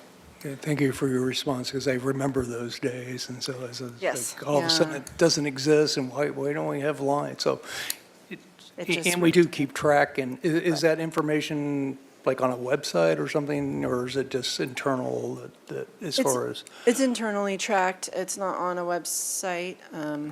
Okay. I suppose if it was a higher demand program, probably you would might- have a web page these days, but since it's not So been the highlight, yeah. Back in the old days, everybody was really on top of this, but what you're saying now is, it's not a high demand, but if it does change, I think it'd be very, very advantageous to keep it in the public domain, because, people are going, oh, I got a project I'm thinking about, and I might have to get ahead of that other guy. He's got another project, so. Right, and just to be clear, I don't think we have a web page currently, probably because at that time, web pages were much more cumbersome, and at the time that the project was, the program was a lot more popular. Since we've had more nimble websites, we haven't had that kind of demand. But I would imagine as it becomes more in demand, we would definitely be having kind of more public-facing element. But as of now, the allocations, it's tracked internally, the allocations have slowed significantly. Okay, thank you for your response. Thank you, Commissioner Bauke. I appreciate the questions from my fellow commissioners. I'll just ask one question of staff, which I think a number of the commissioners have tried to get at, which is understanding that the RDA is gone and that it is noted, that this was supposed to be 20% going towards addressing affordability concerns in the community. Is there anything that this commission can do or the city can do to ensure that 20% is going into the Affordable Trust Fund from this, or is there not? So there isn't anything for this particular project where we could say that 20% of, or some contribution in this case, but as you know, we're working on it, and hopefully it will be sooner rather than later that we could be able to do that. Okay, thank you. I will now turn to my fellow commissioners for deliberations. Commissioner Wiscombe. Thank you, Madam Chair. I will support the project. I'm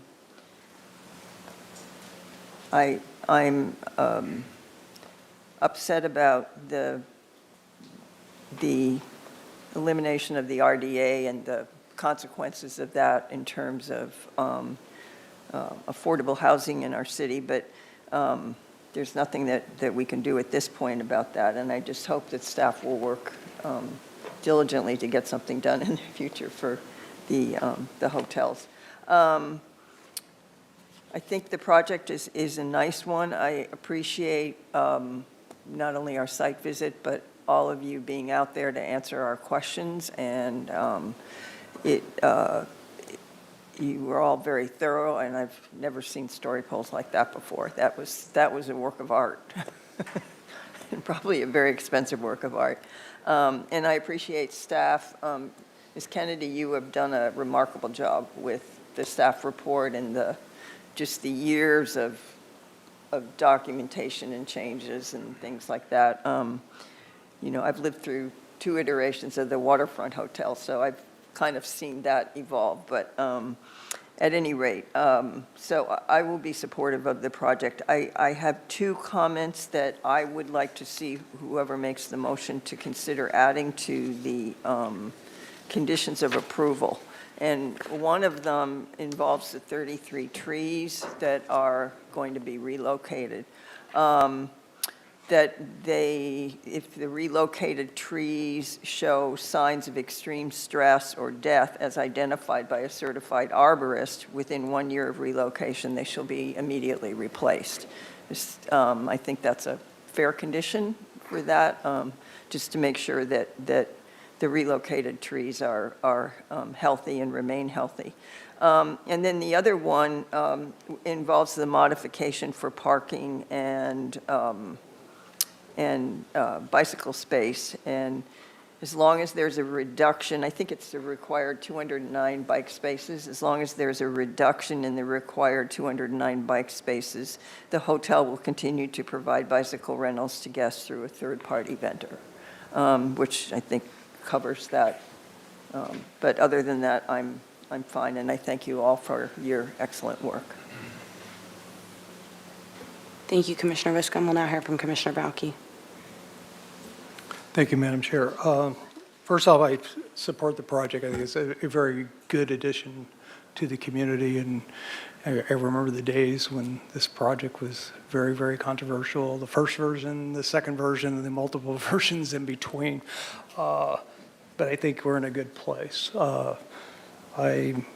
My position in support is based upon council's comments back that this is the development agreement that we're using here is legally enforceable at this time and operative, and the provisions allow us to do what we're doing today.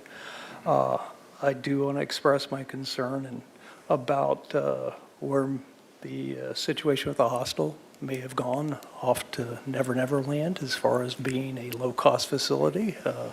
And you will look into that. At least staff is committed to look into that and come back to us, I hope, with feedback on that.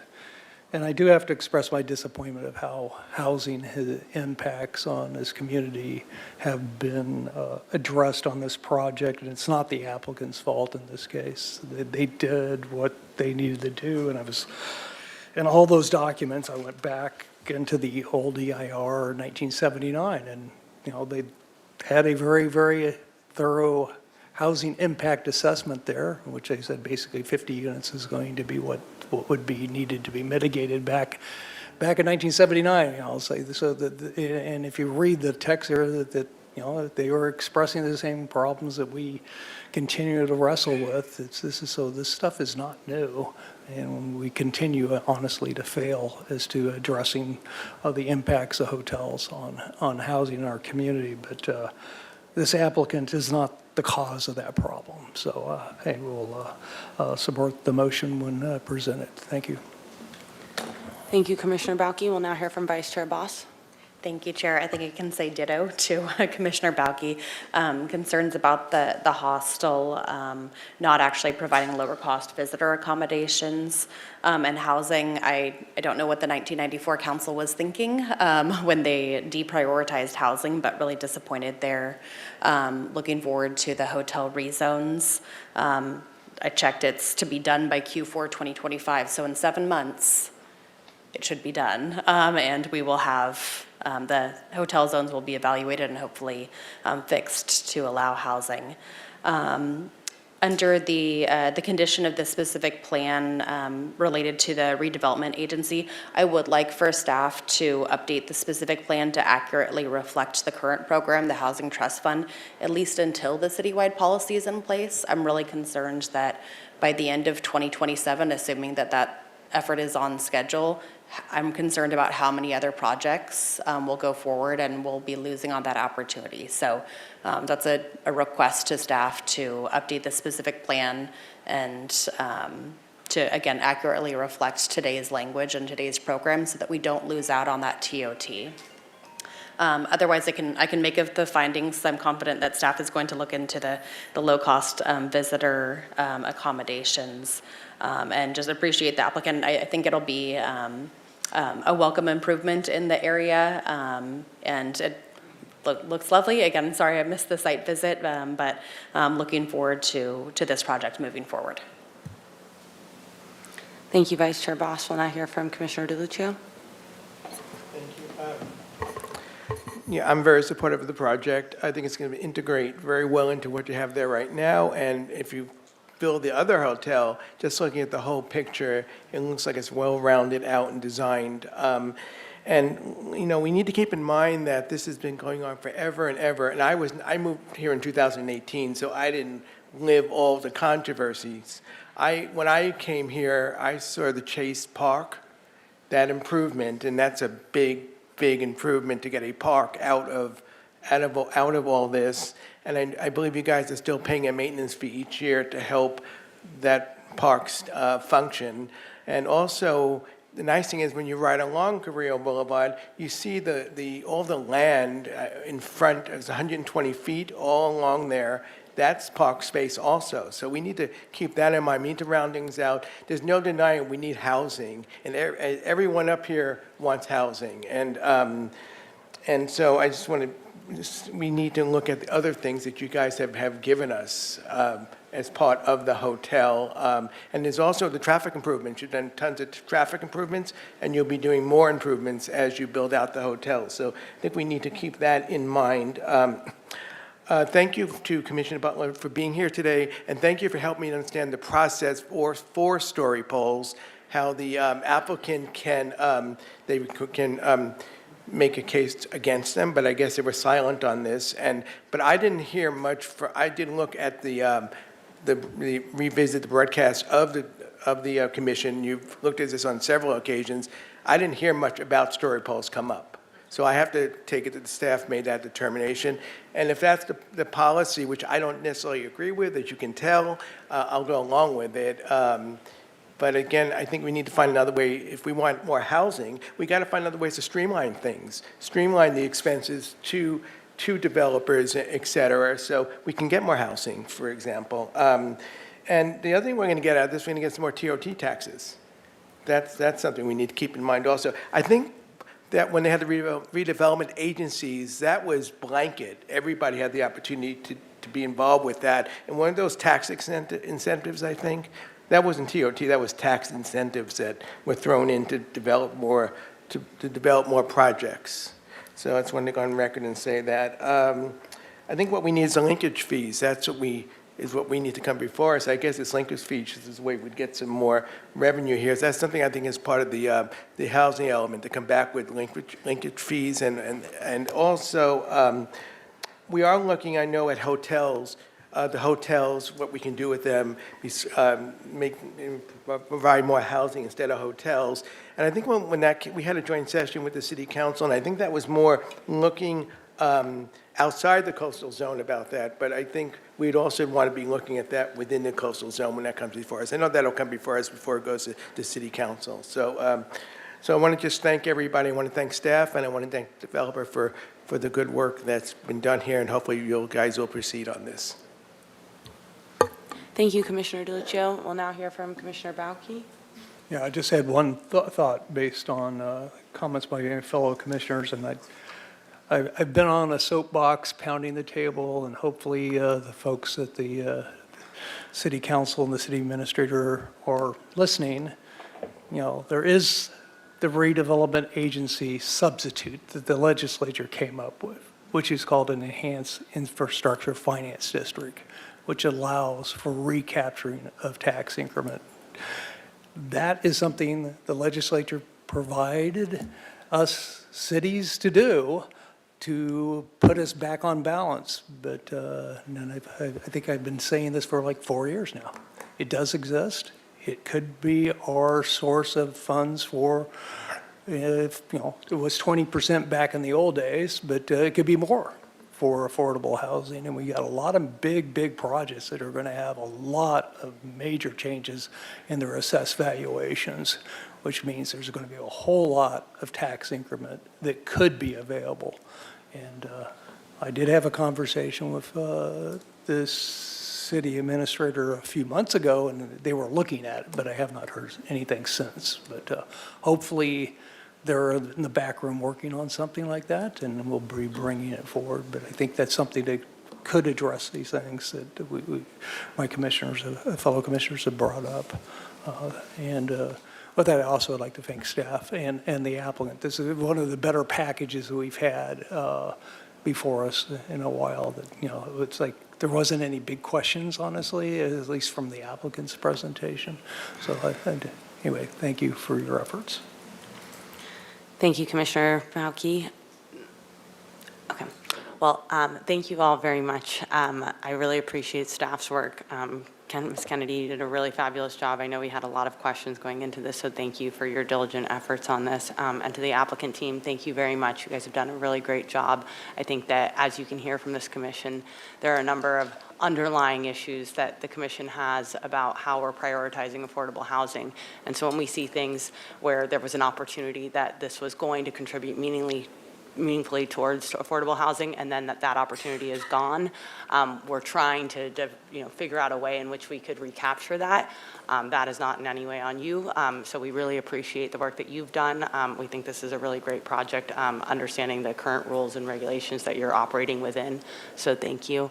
I will echo everything that everyone else on this commission has said. We look forward to the linkage fees. We look forward to seeing the rezones on hotels. We look forward to really seeing the implementation of the many policies that are noted in the housing element come to fruition, so that we can start to really work towards prioritizing affordable housing and to the point of the city's goals across the city, not just project by project. So thank you again to staff for all of their efforts on this. And thank you everyone for bearing with me. I'm not feeling great today, so thank you. And now if we can get a motion, that would be great. Our favorite motion maker, Commissioner Wiscombe. Can I ask Ms. Carmen to put up I have a recommended motion just to help. Yeah, this one is, I was going to ask you to put that slide up. But, lots of pieces. Yeah, so I move the recommended findings. They're found on page 12, 13, and 14 of our staff report, and they're also listed up here. They include the environmental review, you called it the EIR addendum, yeah, you're different, or the parking modification, that's for both bicycle and vehicular. The development plan,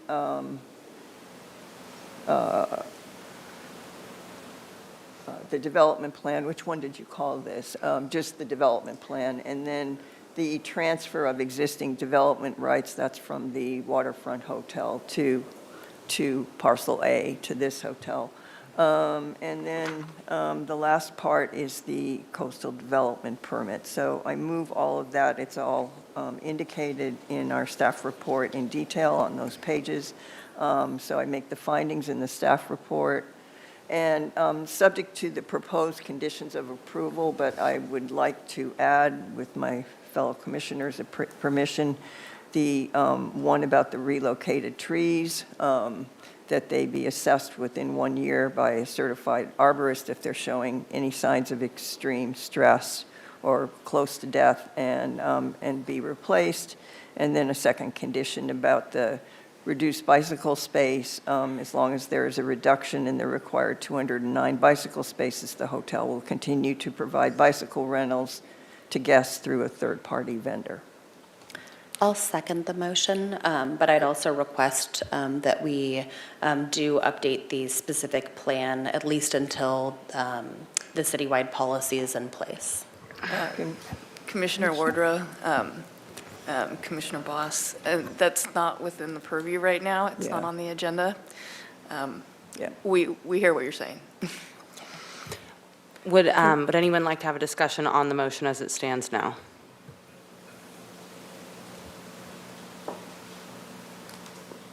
Can I add one thing? We do have an existing condition of approval about the bike rentals, so I don't know if you want to make a change to the language on page... Now, where is that? Is that in here? So page 13 of the staff report, letter G, this is under their visitor information program. The staff report or the conditions? Well, it's in the conditions attached to the staff reports, page 13. Are you talking about of the conditions of approval? Yes. Oh, okay. I'm sorry. You said staff report. Yeah. So I'm looking. Okay. Yes, so it would be 27, page 27 of the 388. Yeah, I guess the only change that I would make there is that the rental bicycle should not use it. I think we need to add something about 209, because that's, Okay. but, and I think we need to add something about an outside vendor, because they're not going to have enough spaces, so. Okay. We can do that. We'll Yeah, add it to that just section. wherever. Yeah. All right, so no further discussion on the motion, is that correct? And we have a second? Great. Can we please have a roll call? Thank you, Chair Wardlow. I'll begin with Commissioner Peterson, Yes. Commissioner Wiscombe, Yes. Commissioner Balke, Yes. Commissioner DeLuccio, Yes. Vice Chair Boss, Yes. and Chair Wardlow. Yes. Motion passes. Thank you. Thank you very much to the applicant team and city staff on this project. Thank you all. Thank you very much. All right, that takes us to the administrative portion of our agenda. Does anyone have any committee liaison reports, staff hearing officer reports? I won't get into too much, but there was a hearing officer session yesterday, and there was 3 approvals, and they could be appealed to the planning commission. I won't go into them right now, though. Thank you, Commissioner DeLuccio. Any other updates, reports, feedback? All right, thank you all very much. It is now 3:20 p.m. That concludes our May 15th, 2025 Planning Commission hearing. Our next meeting is tentatively scheduled for Thursday, June 5th, 2025. Thank you all for being here, and have a wonderful rest of your day.